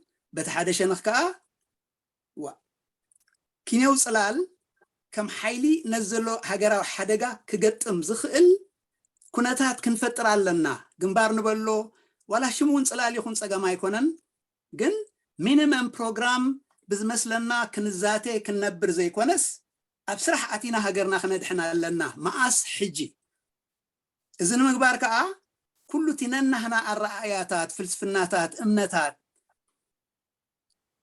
نقول بحد جزء أبترب إذا أمسينا أبزا ساعة زيا نقول لاتنا بزعجب نميت عمت ننوح استراتيجي كخيدنا زخل كنحنصص أجمع يقولون حماق أيكونن جن تحطون تايز مص نتهصو صنتن نتقدم النتاتن جن نغوسيون لنا يزبل زلوتي تدم بفتحي خامي يزبل زلوت تصوعيتنا تمدرخ كمزي يزبل زلو مثلني وما ابز حجتي زقرب كاي بتاع صبغ نطبتها فلاي كاتخوشت ايرترا نقدام مرأي مالت كل ايرترا وبحبار كوينو نتخمص زخل صقمات بحبار كغطمو حاده اوشت عدو خا بحبار نتي ابعدنا زلو صقم فلاي كاتي حنيقون هاجر زبرس زلو صرا هاجر صرا حزب زخونه سرعت مخيخا خضر به مثلا تاولو تخجبر إذا قال زلو ذا أكلات زي including يأكل مالتي حجب زي كنصر أزدلي يأكل مالت احتجاج أيكونن ويكا أنا protest من قصقاس أيكونن ويكا spontaneous من قصقاس أيكونن انتهي دا بعلامة برأي درجة ترنوف حيلي مس كل بوليتيكا ودباتنا حيلتاتن بحبار كوينو بهصوص هاجر نخت دحن ككهد زقبو قال سخ كهد الله زبل جرحو يزلع زلو ويكا مصوعتا يزقبر زلو كساخ ندي بقعات الله كساندي عقم لو اذ خلاتنا بحبار كنمزنون نخلينا مالتي حجينا باخا زتكرا زلخو اب علامانا براين فللي يالو دي خاتب زلخا دم بفتحي ندحر دا اب علامانا براين ويكا ابتل اخون فللي يالو نبل كوينا برقص ببيننا ينا زلنا مالتي جنزي اي مثلنا نتصقم زلو حجي تصقم زلو نسامعينا براين اب علامان ابتل اخون مخا بفلاي قواماوي بالعلنا حقي اتمراح حبر سلفاوي ناي كلاتنا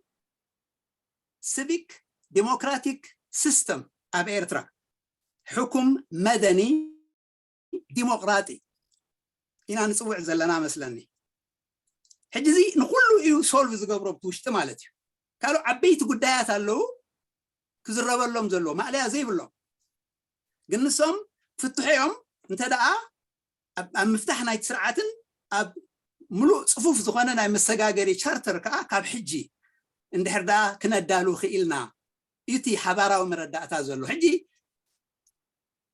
اتن زي تسامع معنا لنا نقرات نرى ان اعلامان زملكت راح نملقاس ناي سرعات زي كونسي دحر ملقاس ناي زي سرعات اب ايرترا ختكل زلو سرعات انتاين كمين خون كم زلو ابنبو بمتكل درجه بعلامه درجه براي درجه بتلخو درجه تسمامعنا لنا زبل امنتي زلني كابت زلن تمكرو تساتيفه ابتزتناي كلن زن ودبات زياتن مال ابزخ اصقما يرا كلن حجي انت يمود احراي انت ايتينا يتلخونا اعلامان فللياتنا اي زرزر كاين الله مالتي حجي امنت غداي مريت غداي غلغل زبالو عبيت غدايات الله زين غدايات زياتهم كفتح زلهم مخانهم درجة أب كل تسنداتنا كلن زنك أساس زلوا أكلات تتقيسوا له مالتي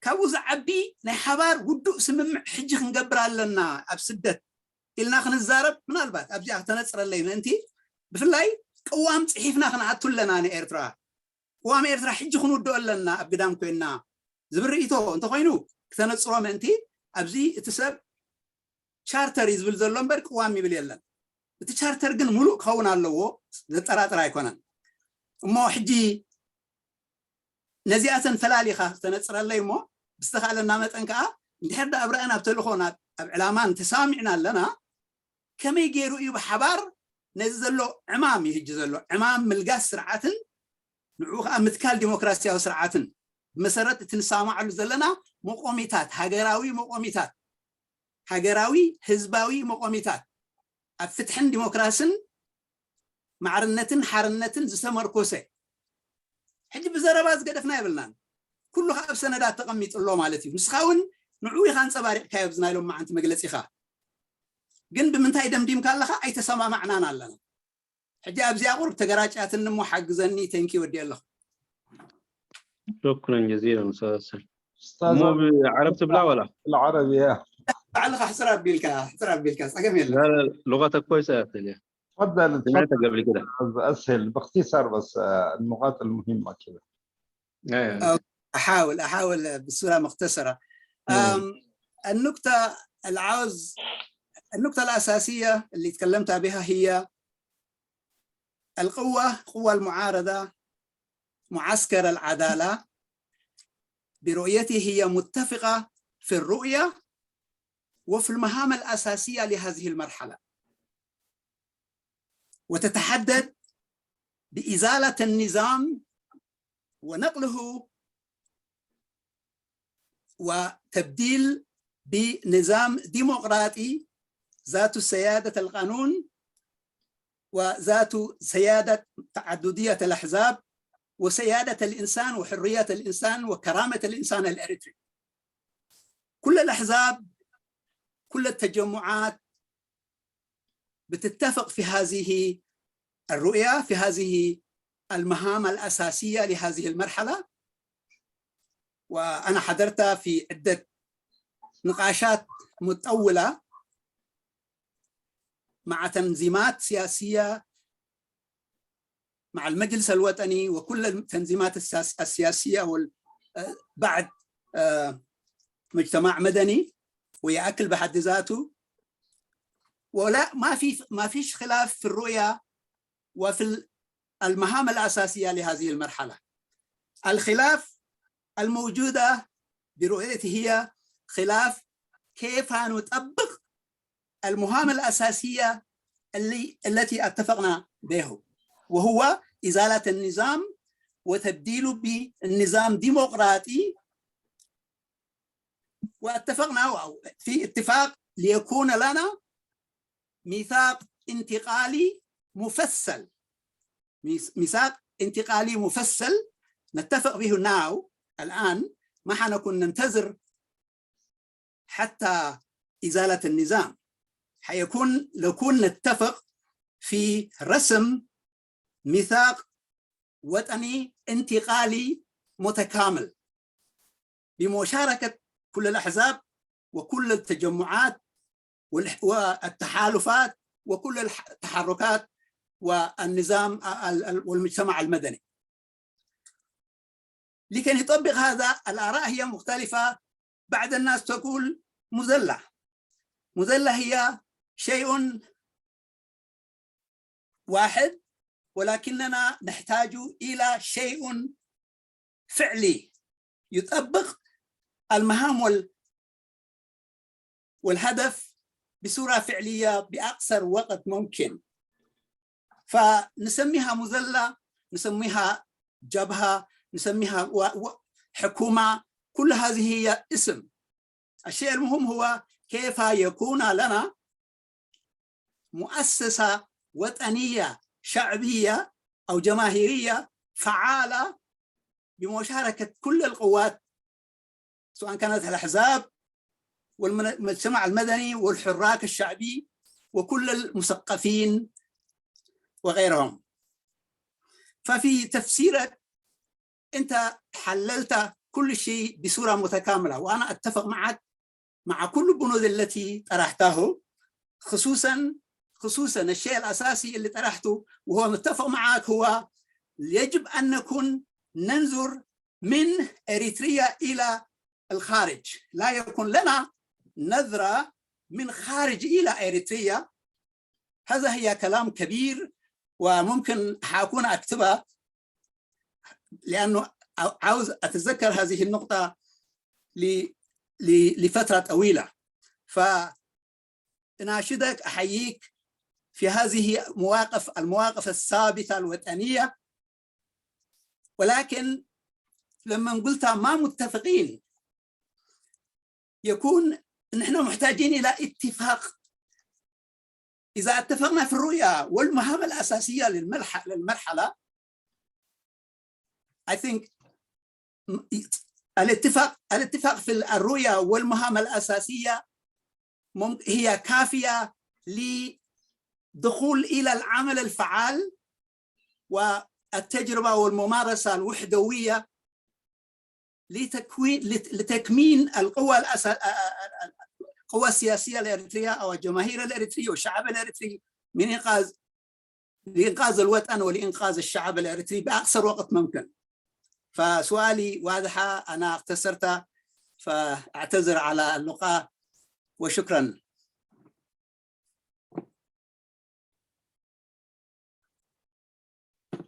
تفضل أستاذ إبراهيم.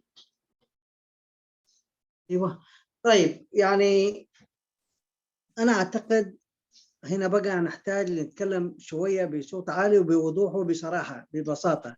انا اتصور ما يتصوره الاخ الفاضل، وانا بشكره على ملاحظته دي، انه احنا متفقين في البنيه الاساسيه والارضيه الاساسيه، وبالتالي لا يوجد خلاف على الرؤيه، فلنبحث في كيفيه تفعيل هذه الرؤيه. انا اعتقد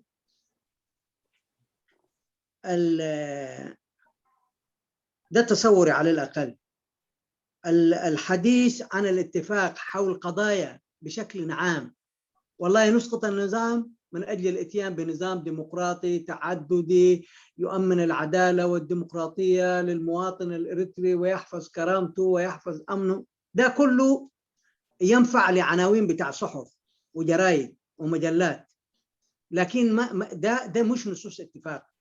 الآن لو لاحظتوا أنتم الجبهة الشعبية بتقول إيه، أو حتى الجبهة الشعبية يمكن قد لا يعني ينطبق عليها ده، لأنه زي ما قلنا هي خارج إطار مفهوم النظام نفسه، يعني سميه مافيا سميه أي حاجة، لكنه مش نظام. النظام طبعا في حد أدنى من المتطلبات يجب أن تتوفر فيهم، لكن أي نظام الليلة بتلقى فيه أحزاب وتلقى فيه برلمان وتلقى فيه دستور ويتكلم عن الديمقراطية والتعددية السياسية وأنه البلد ده شغال بشكل ديمقراطي، ده التفاف على التوافق الحقيقي. ده رأيي الشخصي على الأقل.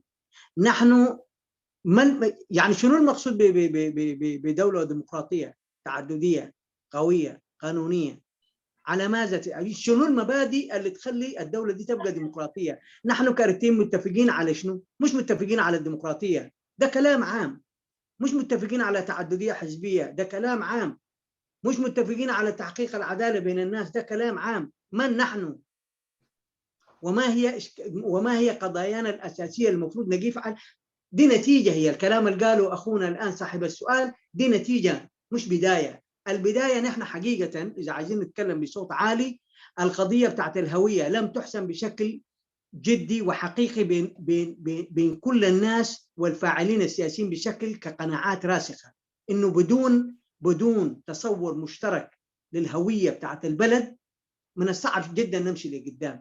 الآن أنا في تقديري الشخصي لو اتكلمنا حتى في ده، شكل الاتفاق عليه وشكل الالتفافي هو، يعني معناته خلونا بس اكتبوه عشان نمشي لقدام. دي قناعتي الشخصية. هي القضية بتاعت الأرض وعلاقة الأرض وعلاقة إنسان إريتريا بهذه الأرض وكيفية يعني توصيفها بشكل دقيق ما موجود، وإذا موجود هو التفافي ما قناعات حقيقية. أنا في رأيي، ده رأيي الشخصي. القضية تتعلق باللاجئين. نحن الآن نقول في الكلام يعني لصالح الدعاية ولصالح الإعلام وكذا، نقول والله جزء كبير من الشعب الإريتري خرج نتيجة سياسات النظام، نتيجة قهر النظام. ما هو موقفنا من هذا الكم الهائل اللي بمئات الآلاف من الإريتريين خارج الجغرافيا الإريترية؟ ما في تصور مشترك بين كل القوى السياسية وواضح ومبدئي إنه دول يعني في سلم أولويات المعارضة لاسترجاعهم لأنه خرجوا مقهورين من أرضه مثلا. هذه القضية بصراحة كده حتى لو تم عليها الاتفاق، هو أنا في رأيي لم يشكل قناعات. قاعدين نتعامل مع القضايا دي بشكل تكتيكي، لو اتفقنا بشكل تكتيكي وفي أحسن الحالات إنه الناس بتقول لك والله يعني دي قضايا مؤجلة هروبا من الاستحقاقات اللي بتتطلبها القضية بتاعت التماسك بين وحدة المعارضة للمضي قدما لحشد الناس من وراها.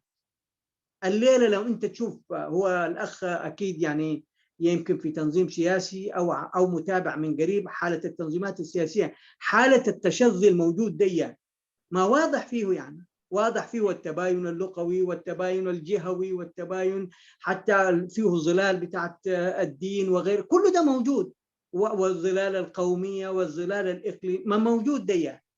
مش مشكلة، هذا التعدد كله بكل تعقيداته اللي أفرزها الواقع بتاعت نظام الحكم لمدة 30 سنة أحدث هذا التشظي وهذا التباعد.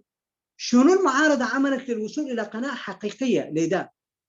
خلينا نمشي لقدام أكثر من كده. هل التجمع اللي هو المجلس الوطني الآن بتركيبته دي قادر يشكل كتلة حرجة كمجموعة تنظيمات عمود إنه الناس ممكن تحذو حذوها للأمام وهي ماشية في الاتجاه الصحيح؟ الواقع يقول غير كده يعني. لذلك أنا بقول ده رأيي الشخصي، إنه مستوى التعاطي مع القضايا الأساسية أولاً في تحفظات، وبالتالي في محاولة تأجيل الحديث عن هذا الموضوع لما بعد إسقاط النظام. وإذا حدث وتم الحديث عنه بشكل مليح فهو تكتيكي بقناعتي، ما لم نصل لقناعات راسخة، مش تنظيمات سياسية، لا تنظيمات سياسية، مجتمع مدني، نخب وطنية مستقلة، قيادات فكرية، كل الناس إذا ما وصلت لقناعة حقيقية مشتركة حول بعض القضايا المفتاحية الأساسية، زي معرفتنا بجغرافية إريتريا، زي معرفتنا بمكونات المجتمع الإريتري، يجب أن نضمنها. دي مقدمات، دي بيسموها، أنا ما بعرف بالتقنية إيه كيف ممكن يترجمها، دي مسلمات هي، يعني ما قضايا نقاش، ولا يجب أن لا تكون قضايا يعني فيها خلاف، لأنه الخلاف حولها ينهي فكرة الدولة نفسها. الخلاف يجي فين؟ الخلاف يجي بعد الأساس دي. عندهم توجهات كذا، عندهم تحالفات كذا، عندهم شكل تطور اقتصادي كذا، مش ده كله ماشي. الإدارة لو بقت بالشكل ده يكون أحسن، الشكل ده ما ده كله ممكن. لكن أنا أعتقد ودي قناعتي ما زلنا نتعامل مع الأرضية الثابتة النقيف عليها الآن وغدا وبعد غد، ورسالة نوجهها لشعبنا عشان يلتف حول هذه الرؤية وينفعل ويتفاعل مع النشاط السياسي المقاوم نتيجة غياب نضوج وهذه القناعات لدى القوى. دي قناعتي. قد يراه هو ما هو موجود الآن كافي، وبالتالي المشكلة هي بس التفعيل. أنا أرى لا، المشكلة هي أعمق من كده، لأنه مستوى التعاطي معها للأسف الشديد يا إما في شكل عناوين يا إما في أما بعقلية التكتيك. شكرا، مع احترامي لوجهة نظره ولتقييمه، يعني ما فيش مشكلة. شكرا أستاذ إبراهيم. داخلين على عيد وعايزين نصلي وكده، فيا ريت لو أيوة الناس والله. بدأت ايوه يا ريت. عندنا شخص واحد بس بنعطيه فرصة، هو الأخير، وبعد كده حنقفل إن شاء الله. حتى أنا مزنوق والله، عندي ناس وتاركهم للحظة. أبتي خذ زغرب كأنا قرأت أنا بزوح نقرأت سامعي أنا وني نحن لك عطراينا سرعتنا القصو زي كونه بزوح زرارة بلون والسنون نقرات هنا اللغة كله تي والدباتكم أبتي سبيكان محاضرات دي بتالي من كسراسات ندحري ملقاسنا يتسرعت تباهيلو زقرب نتبتات بزوح اللغة قلنا أنا بوغني نزي نقربو نسو كاب أرستات ناي غازيت أنا لعلي كوينو أيريون مخنياتو بطعم أقداس زخونة قال نحن كلاتنا كنزارار بلون كنسامة معلون بحبر ونعجبنا كنقبلون زقبأنا أقداسي قدايات اللو كساب حجي كان صحف في قرب دأمبري بتكبر بحقي نقول هنا بدا السمامع من قدي حدا عينة الرأيان عقبة إذا قمتنا له نقرات كم أبنت كتقصد كأن أبنت ناي قداي ناي مريت له الرأي أنا أب قداي ناي مريت انتايو كمي انت رأينا كم أون عبي قداي ناي سدتنياتات له قداي ناي سدتنياتات بقبق جيرنا تزاراريبنا انتايو كميو انتاي تتنكي فتحو خمي كوني انتايو زبد نقرات توم سدت كيدوم جلو ناتاتهم بوتا متكاتاز أمتو زلو يكون ويكال نجاراتي بخبز زبالة الرأية كتصنع عن مقائهن مين تباهلنا كأني كنسما معلون بعقبت كأني كنسمرولون زقبعنا بزح نجاراتي زلو مننات رسيك هي سالسي تقاني قداي ناي مننت نبعلو تا ناي مننت بالقداي تردؤونان نحنا بخمي غيرنا نعان ريان بخمي مقبلان ازون نبعلو كم زعم سلي اقداس نقرات اللو ابزؤوان زي اتوكيرنا كنزارب اللوز لبا ابنت زي سرعات مسل قسيت صباح ديمقراسياوي تهاجر بتلونا بدليتنا حزبي تمرح دو قلز بالنقراتي أنا بزح نسو أجد كبيد نجارات أيقونن جنكاون العلي بدقيق كنزارارو بلون كنرارا اللون مسمر كنحنتصلو زقبأنا أجد داسي كال قدايات اللو بحالاي يبل مالت سوري زوجدول كونترلو دكتور بشير أو أستاذ إبراهيم كمان تذكرني يا نعم إذا في أي شيء يعني من الأشياء اللي ذكرها أنا ما قلتها. لا كويس ممتاز. أوكي ناي مجرش عدل إن شاء الله أستاذ يونس عمر كهوي بدحري يجن ناب أستاذ إبراهيم تمليسنا مدن تاخذ بدحرتي ملس محابو فناي بحق كلها تناون صباح عيد سلازفوني بزوح مقربات كان نجارات بيننا له أستاذ يونس عمر تفضل. الو السلام عليكم. يا هلا وعليكم السلام. كل سنه وانتم طيبين كلكم، بحس عيد قبلنا. انا بس شفت الاخ كبوشي صاحبنا قديم وقلت اتصل بك كبوشي نوفر فاتوره التليفون واقول لك كل سنه وانت طيب. انا عايز اقول بس في حاجتين، واحد عشان تعليق في جزئيه من الكلام اللي قاله الاخ اسهيل. اوكي في كلامه الاخ اسهيل ذكر انه من تجربته في تنظيمات الاريتريه المختلفه قال كل واحد فوتوكوبي للثاني، يعني نفس البرنامج السياسي الموجود في كل تنظيم سياسي هو نفسه، يعني ما في اي فرق بين التنظيمات في برامج السياسيه في طريقه عملها في كل حاجه. وفي نفس الوقت طبعا في الحته بتاعت الازمه بتاعت العمل المشترك والوحده بين الحركات التنظيمات دي كلهم. فانا بشوف شنو تعال بشوف انه المشكله بتاعت انه زي ما قال الاخ سهيل التنظيمات دي انت عارف زي الديزاين عشان يبقوا alternatives to each other، عشان يبقوا بدائل مش عشان يكملوا بعض. يعني بتقريبا نصاد زم سفل عليه ودبات حدا دمسلو كلهم تملا لا تايكون تتكاكاتيهم، يعني حدا كتكد تفتريو تي كم دخلنا له مخنيات اي ثينك زي مخنياتون تسقمنا ناي برنامج ناي بروجرام وين الرأيات سقم ايكونن تسقمنا ناي personalities differences كل غل ناي تفل عليه تقمتات كل غل. سلازي انا يعني ولا انت فتينا ريبيت اللي انت فتينا بس يمكن زي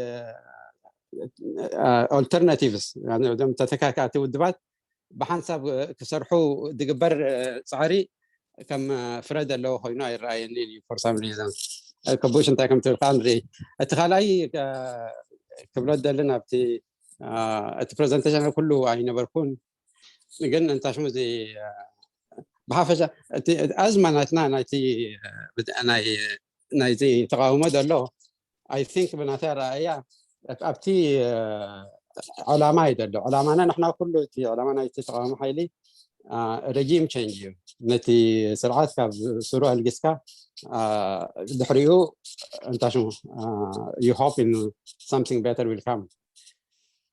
زي نايزي تقام دلو حاجه كاب زيرو نميت نحن مع التنعوات حجي تعوتان زيرو لنا مع التنعوات كان 100 لنا مالتيو مونغو تي تزعن شعتن مونغو دلو ستيبس achievements قبل ديك عندنا برا ينزف على لبعض سقوط النظام تي سرعات مسودة غير.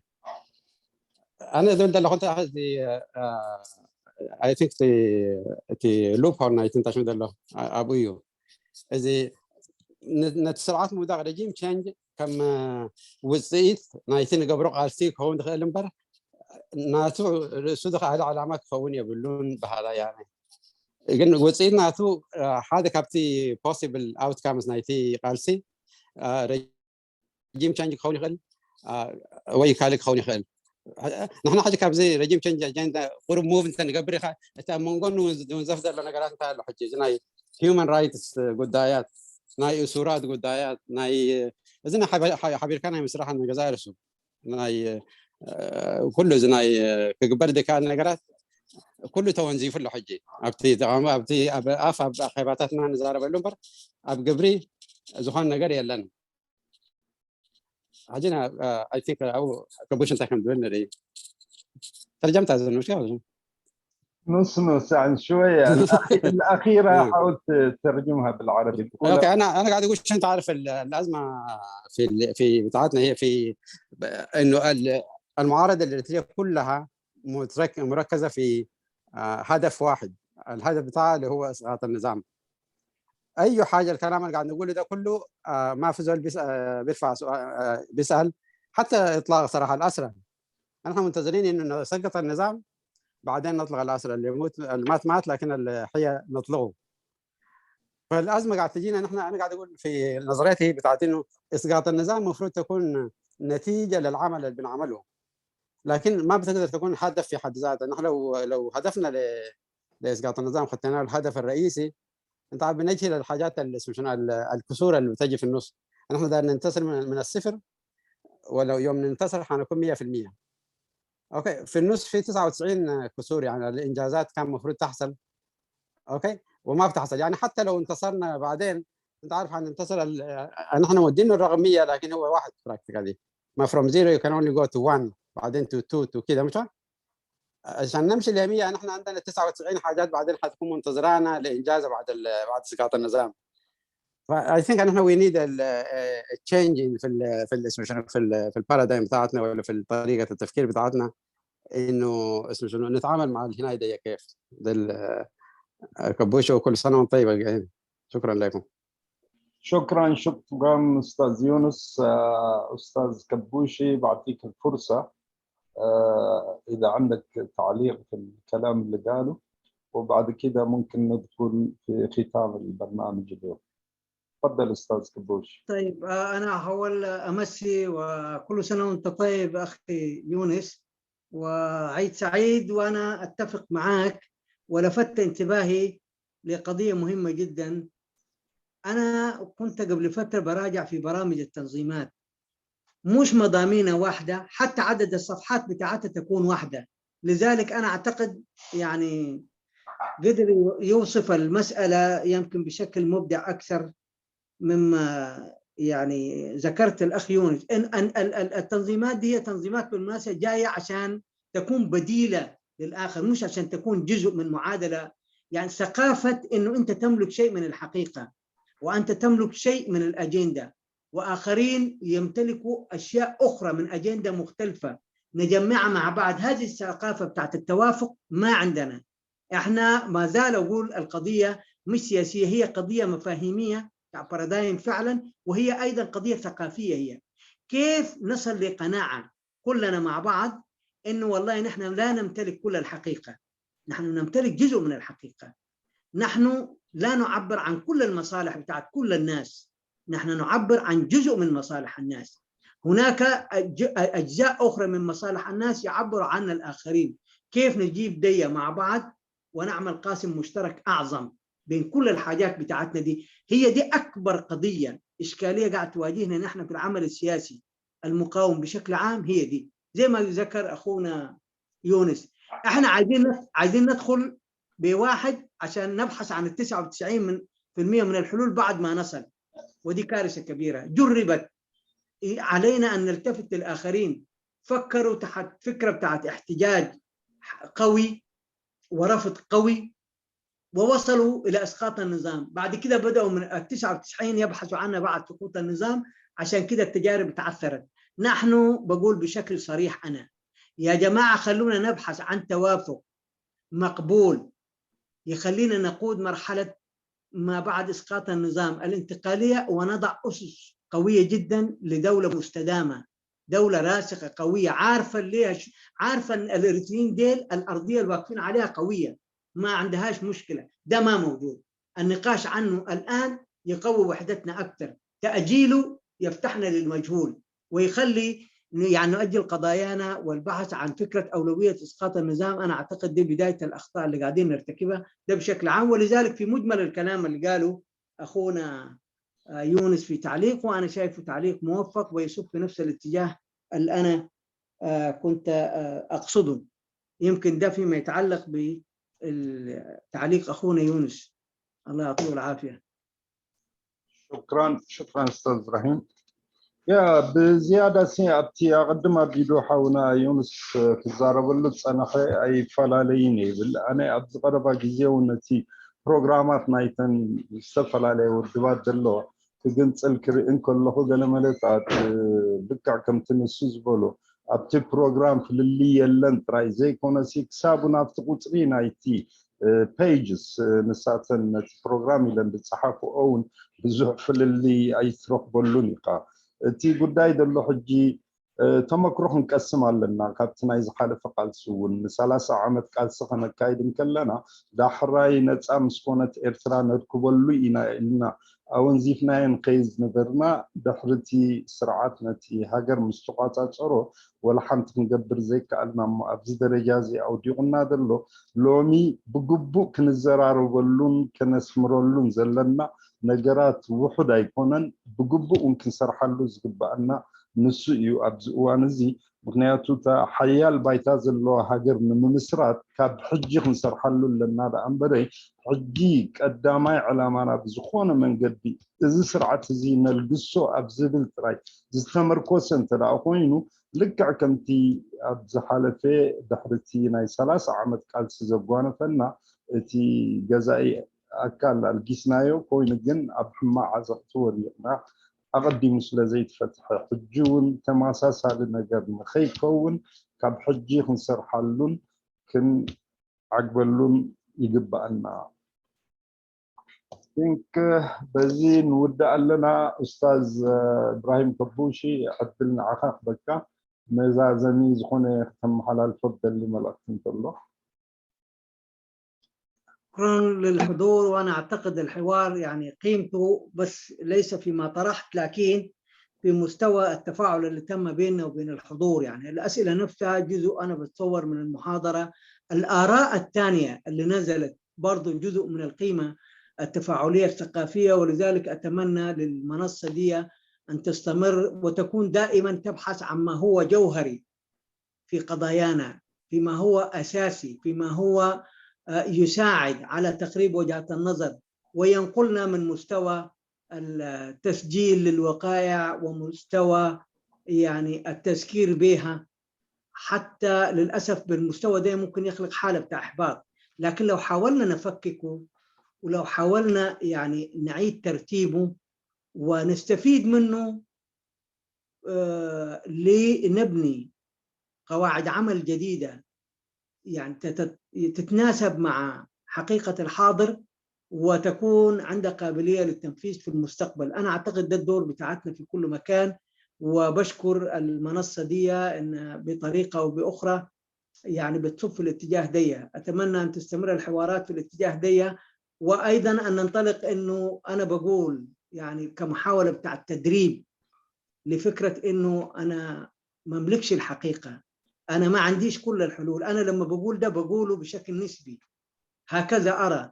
وبما أنه الرؤى متعددة في شأن عام يخص كل الناس، يجب أن نتشرب هذه الثقافة، ثقافة إنه هناك في تصورات أخرى بجانب الرؤية اللي أنت قاعد تطرحها. دائما هاجسنا يجب أن يكون كيف نبحث عن ما هو مشترك بين رؤانا. إذا تحولت هذه الثقافة وانطلقت من الأفراد وانتقلت إلى المنظمات، أنا أعتقد حنكون في الاتجاه الصحيح وحننتصر لقضيتنا. وشكرا. شكرا أستاذ إبراهيم. يا أنا بحكي تي أنا حزيز غربكو كم أستمهرو يقال زي كون نبعلو تي نايلو مشت ناي سمينار فستو كله استمال على إيني روت أنا حزيز غربكو هن بريتو تاتهم بحطو بقالو أبز غربة وناي بحكي نتي فستو عمق قبلن بزوحة الأخو خنا محلال فلون زبقعنا قدايو ناي بحكي أمخاني كم زعينة المالي تيهن مهم متبال متكتع تراي زي كوني ويك أزلك حسابات الرئيسوتات نفسيس كام مقاط تراي زي كوني بخالي شنكتا وفليز بلخالي رئيسو كله خمزة الأبقمة تندأتنا كل شعب قال ناي دراسة ويناي مصنع تعينة كنقبر اللون الكهلوز اللي استفال عليه الرأيان أتحسسبان ناي إرتراويان بقبو جينا خنصنعون أبناء حبر كلها نخنسامع عنده نخيل نتبي كنبتصح بتعني أقداسي بهلاي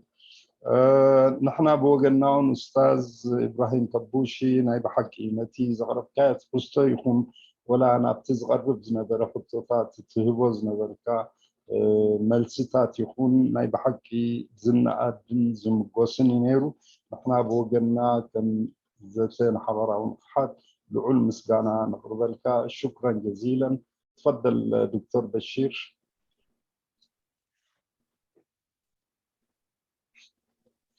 شكرا جزيلا الحضور، وشكرا جزيلا للأستاذ إبراهيم كبوشي، وحتى يتجدد اللقاء بإمان الله.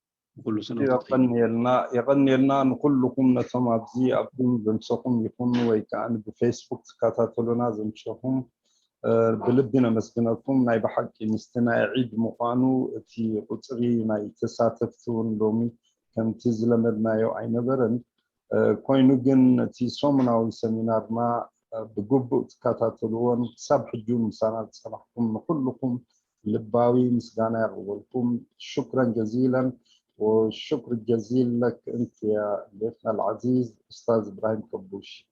يغني الله يبارك فيك يا أخي، الله يبارك فيك. شكرا، تصبحوا على خير، كل سنة وانتم طيبين. أهلا وسهلا.